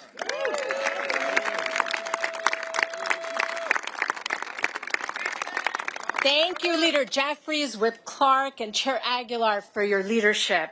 House Democrats are back in Washington, D.C., ready to vote once again to protect health care for working families across the country. Recently, I spoke with Speaker Johnson directly in the Capitol and hand-delivered stories from my and my fellow freshman colleagues' constituents who have been impacted by the Republican shutdown. This includes the story of Stephen Heller, a constituent from Van Nuys, which is in my district. Stephen and his wife are independent contractors who have to pay for their own health insurance. Because Republicans let the ACA tax credits expire, Stephen and his wife are facing a monthly health care premium increase of $1,000 per month in 2026. This will bring their monthly total to nearly $2,100 per month and nearly $25,000 for the year, just in health insurance. That is, in Stephen's own words, a terrible financial blow and an enormous financial burden. Constituents across the country like Stephen and his wife cannot afford Republicans' deal. I will vote no and continue to fight with House Democrats to protect the ACA subsidies that Stephen and millions of Americans rely on. House Democrats will continue our fight to protect health care, lower the cost of living, and keep the American dream attainable for all. Thank you. And next, I'd like to introduce my amazing colleague from Michigan, Congresswoman McDonald-Ribbit.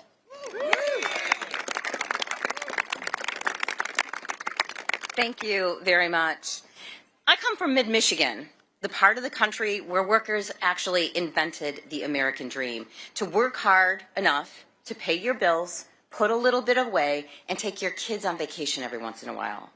But the dream is further and further out of reach. In my district, 70% of our jobs pay less than $60,000 a year.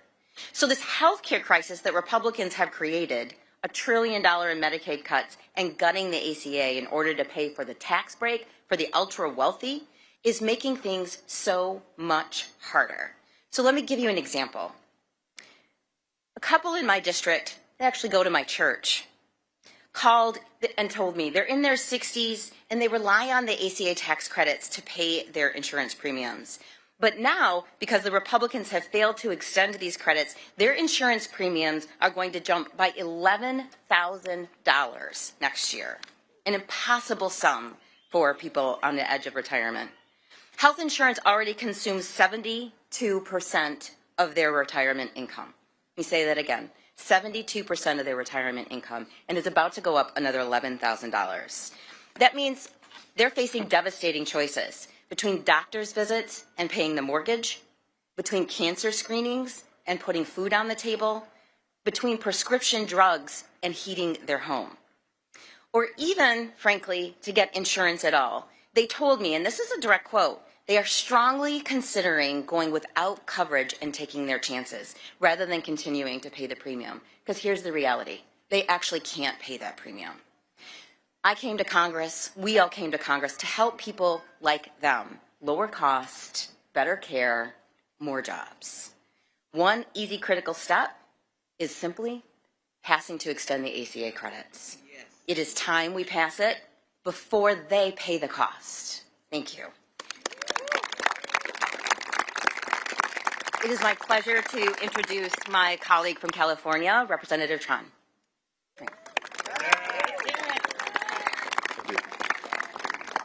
Good afternoon. I am Congressman Derrick Trent, and I proudly represent Orange and LA counties in California's 45th district. Today, I want to share the story of Peter and Esther. Peter and Esther are retired and living in Orange County, California. They're on a limited income, and their health insurance costs are overwhelming. They pay over $18,000 every year just in health care premiums. And next year, their costs are going up to over $21,000. When you're retired and living on a fixed income, that kind of cost increase can be devastating. Peter has been trying to get his wife Esther on Medicaid so she can get the care she deserves without going bankrupt. But he keeps hitting roadblocks. The red tape, long lines, and staffing shortages preventing Esther from even being considered for Medicaid coverage is harmful to our country. And instead of joining us to fix this crisis, the Republican majority has demanded more cuts, causing more pain and suffering for the American people. I am here today for people like Peter and Esther. They deserve better than this. Every American deserves better than this. While we're fighting for health care, Republicans are fighting for tax cuts for the billionaires. I'll keep fighting to make sure people like Peter and Esther can afford the care that they deserve. And I hope our colleagues on the other side of the aisle will join us. Thank you so much. It is with great privilege that I introduce and yield time to Congresswoman Sarah McBride from the great state of Delaware. Thank you so much, Representative. Thank you so much, Leader Jeffries, Whip Clark, and Chair Aguilar for bringing us together today. We stand here today, 42 days into a government shutdown and 54 days since the House last met, because Republicans have presented the American people with a false choice between reopening government and addressing this healthcare crisis. There is simply no reason why we can't do both. The only thing that has been standing in our way is Republican cruelty. Republicans have played a game of chicken with food assistance, travel safety, and federal paychecks, all because they will stop at nothing to cut your health care. The only thing that congressional Republicans are more loyal to than Donald Trump is to cutting the health care of the American people. Let's be clear. This health care crisis is a choice by congressional Republicans and Donald Trump, who have inserted a $1 trillion bomb into the American health care system. And it is starting to go off. Millions right now are facing skyrocketing premiums. The largest cut to Medicaid in American history is on the horizon. Rural hospitals will close. Doctors' offices will shutter. Donald Trump loves to own things and slap his name on them. Well, he now owns the American healthcare system. It is Trump care. Millions losing coverage, that's Trump care. Americans paying more for insurance, that's Trump care. Everyone having to drive longer and take more time off work, that is Trump care. Donald Trump and congressional Republicans have raided your health care and used that money as a piggy bank to reward their donors with massive tax breaks. Cruelty is the currency of his corruption, because Donald Trump only cares about himself, his ballroom, and his billionaire buddies. And he certainly doesn't care about you. House Democrats are here for everyone, whether they voted for us in the last election or not. I'm here on behalf of all of my constituents, including a family of 4 in Middletown who will see their premiums skyrocket by $10,000 next year. That's why we are all voting against this budget. And it's why we will not stop until every single American can get the health care that they need to live and thrive in America. Thank you all very much. And it is now my pleasure to introduce my friend from the great state of Alabama, Representative Shamari Figures.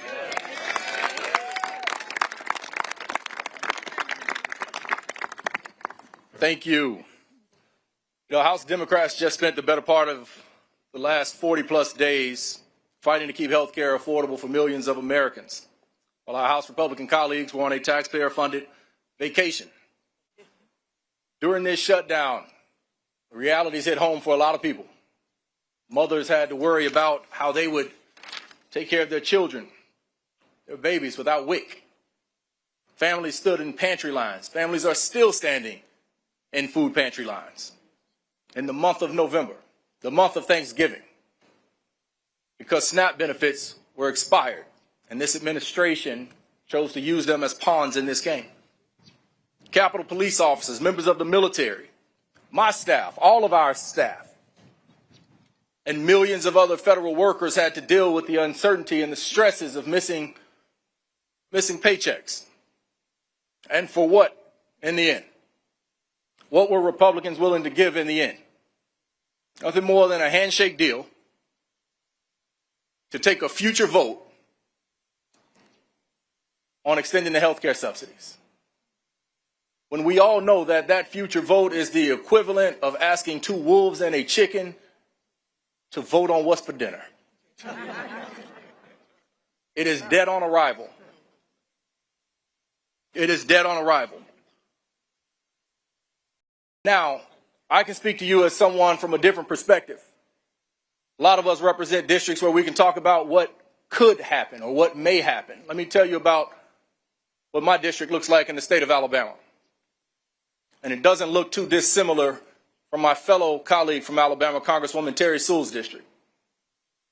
I got about 50,000 people in my district who are slated to see their health care premiums on average nearly double. And this is in a district where the individual median income is just north of $32,000. I have 13 counties in my district. 10 of them either do not have a hospital because it has recently closed, or their hospital is on literal life support and they have to go to a county commission or a city council every single month to make payroll. And the largest hospital in Montgomery, Alabama, the state's capital, is in the midst of a bankruptcy and also facing risk of closure. And this all in a state that has the 3rd lowest life expectancy in the United States of America. So health care for us is not a talking point. Health care for us is, protecting health care for us is a requisite. It's a requirement. It's something we have to do. And if you ask us if the shutdown was worth it, I say, hell yes, it was worth it. Because fighting to maintain health care for American people, there's nothing more pure than that. There's no more important role that we have here as members of Congress than to ensure the health care of the American people. Okay. And so while the failure of Republicans to do anything to protect health care is truly disappointing, I want the world to know that my Democratic colleagues here in the House, they can ride with me in any battle I face in my life. They stood with us under the leadership of Hakeem Jeffries to make sure that we kept this front and center. And I look forward to remaining committed to this fight for all of Alabama and for all of America. And with that, turn it back over to our leader, future Speaker Jeffries.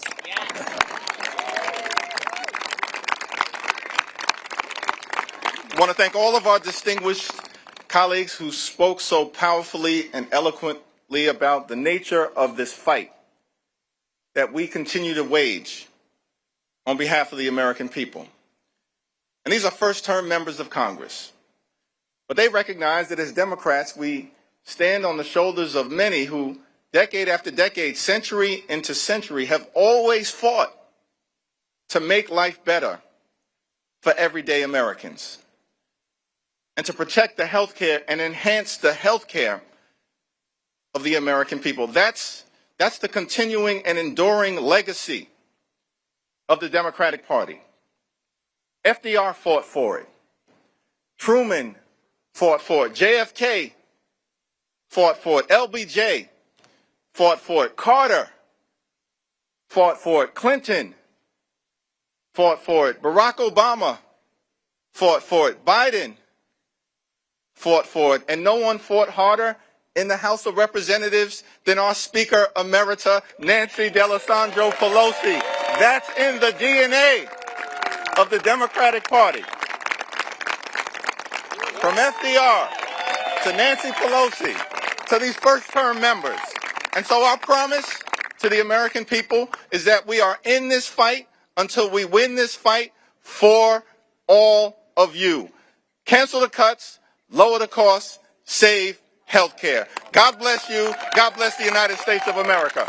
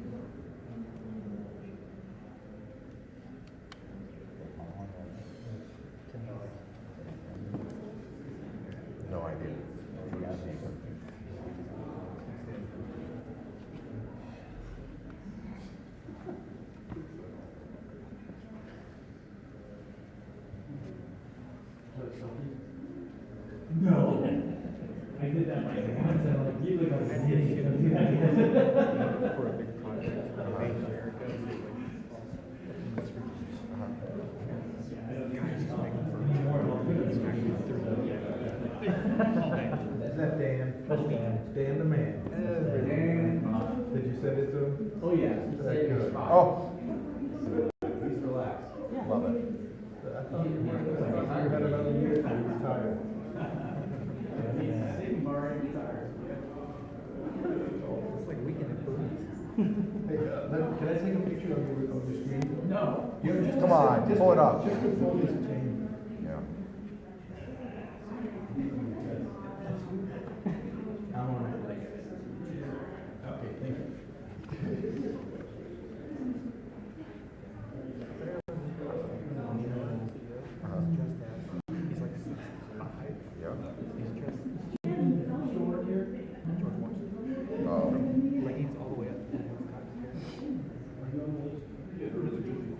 Really?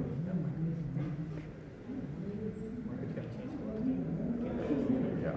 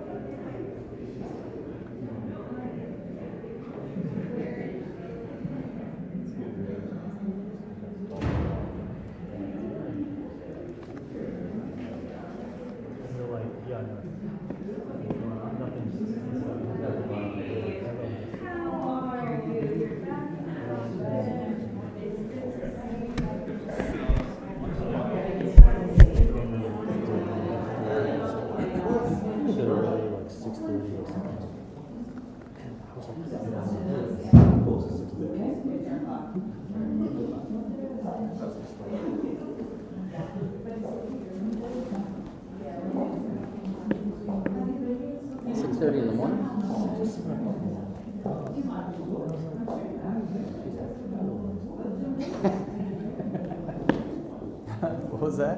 I love this stuff. I love this stuff.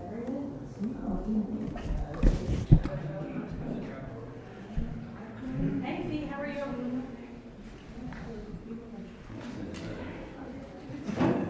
No. Hello. Yes, she got my entire family. It is. I don't know. It's not mine. Not mine.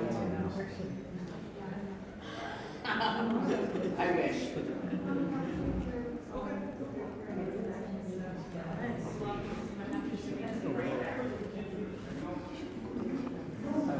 Yeah, once they're done on the floor, I think it should be quick.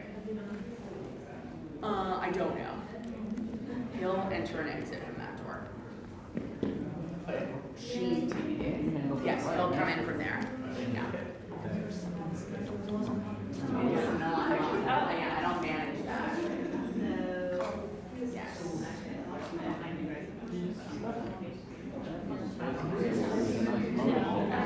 Yeah, the light was real bad.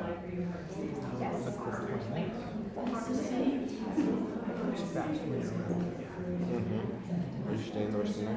I might stay a little bit, but I'm gonna try to. I don't know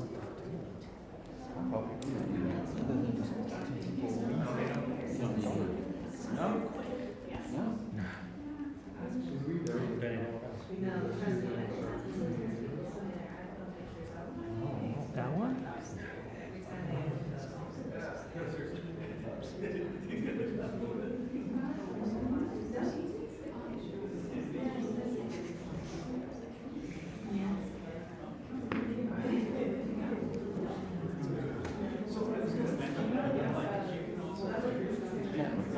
Pablo never talks to me.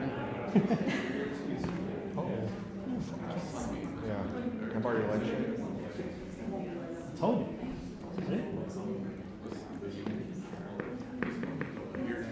What was there to?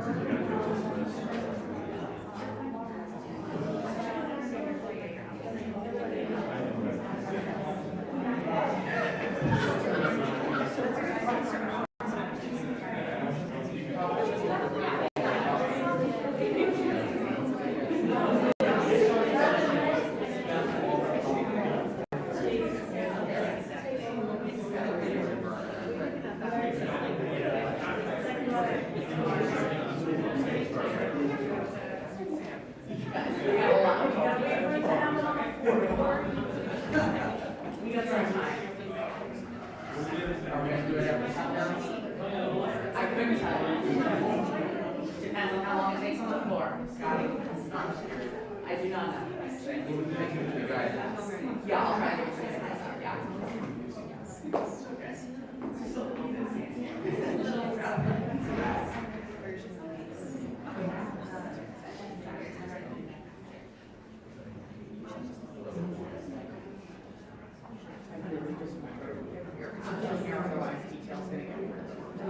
Yeah.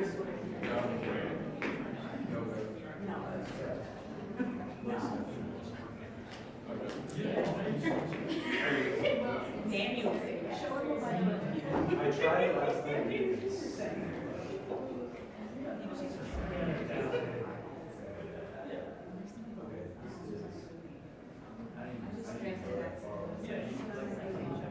That's the file.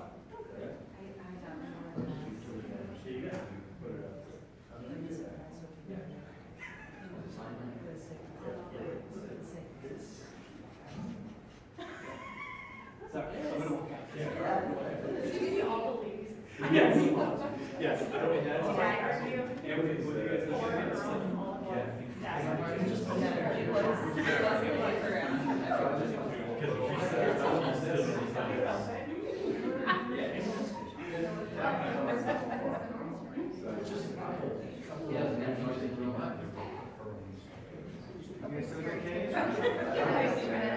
It's off.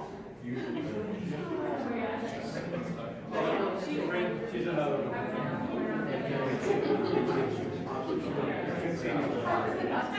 Yeah, I know, but that's actually sit over there. I hope you guys listen. When you turn, I was like, oh God.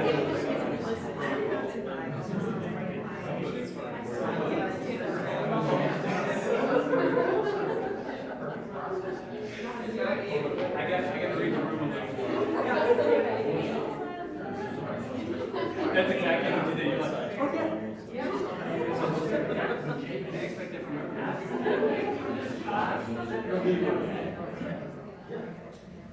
Yeah. So yeah, right.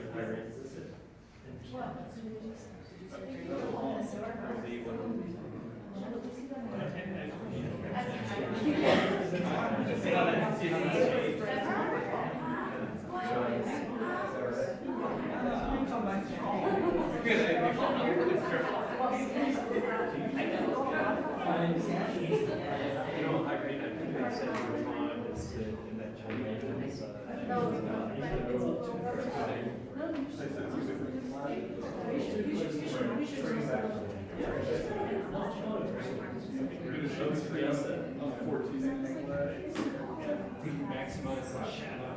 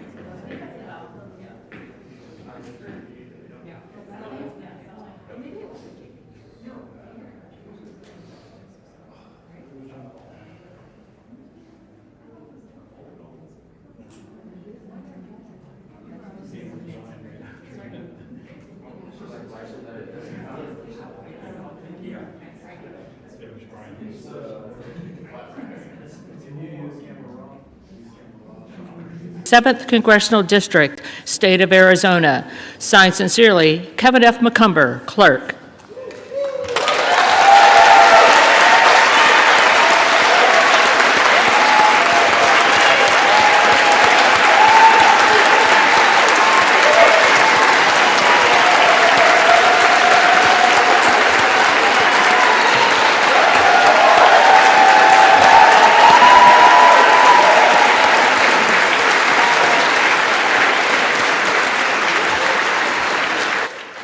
Will Representative-elect Grijalva and members of the Arizona delegation present themselves in the well? And all members will rise.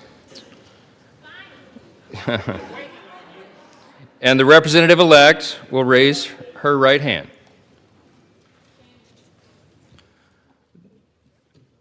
Do you solemnly swear or affirm that you will support and defend the Constitution of the United States against all enemies, foreign and domestic, that you will bear true faith and allegiance to the same, that you take this obligation freely, without any mental reservation or purpose of evasion, and that you will well and faithfully discharge the duties of the office on which you are about to enter, so help you God?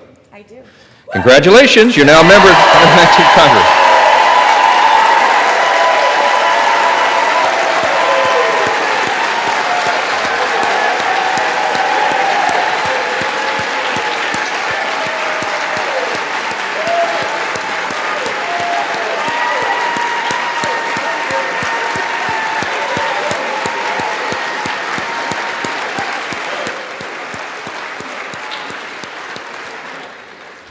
Without objection, the gentleman from Arizona is recognized for 1 minute.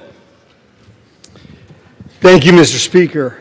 It is my pleasure to rise today to congratulate our newest colleague and fellow Arizonan on her swearing in as the representative from Arizona's 7th Congressional District, Congresswoman Adelita Grijalva. Congresswoman Grijalva has concentrated her career on issues associated and advocating for students and supporting families. As she follows her late father's footsteps, and boy, those are some footsteps, especially with those bolo ties. Wow. I have no doubt she will bring to the halls of Congress the same energy that has defined her years of public service. As Dean of the Arizona Congressional Delegation, I wish to congratulate Congresswoman Grijalva and welcome her to the United States House of Representatives. I now yield to my friend from Arizona, Mr. Stanton. Mr. Speaker, thank you, and thank you to Congressman Gosar, the new Dean of Arizona's State Delegation. It has been a minute since we've all been together on the House floor. Looking for cobwebs around here. As Dean, Congressman Gosar replaces the late Congressman Raul Grijalva, one of the most impactful leaders in Arizona history.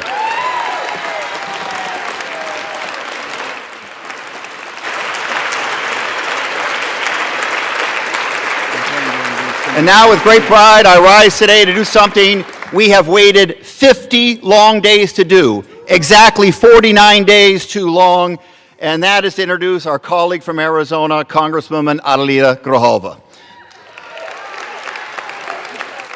Since September 23rd, the people of Arizona have been waiting for this day, and the excuses for the delay have changed seemingly daily. First, they said they need an election certificate, though one isn't required. Then they wanted to make sure there was enough pomp and circumstance. Then we were informed about a non-existent Pelosi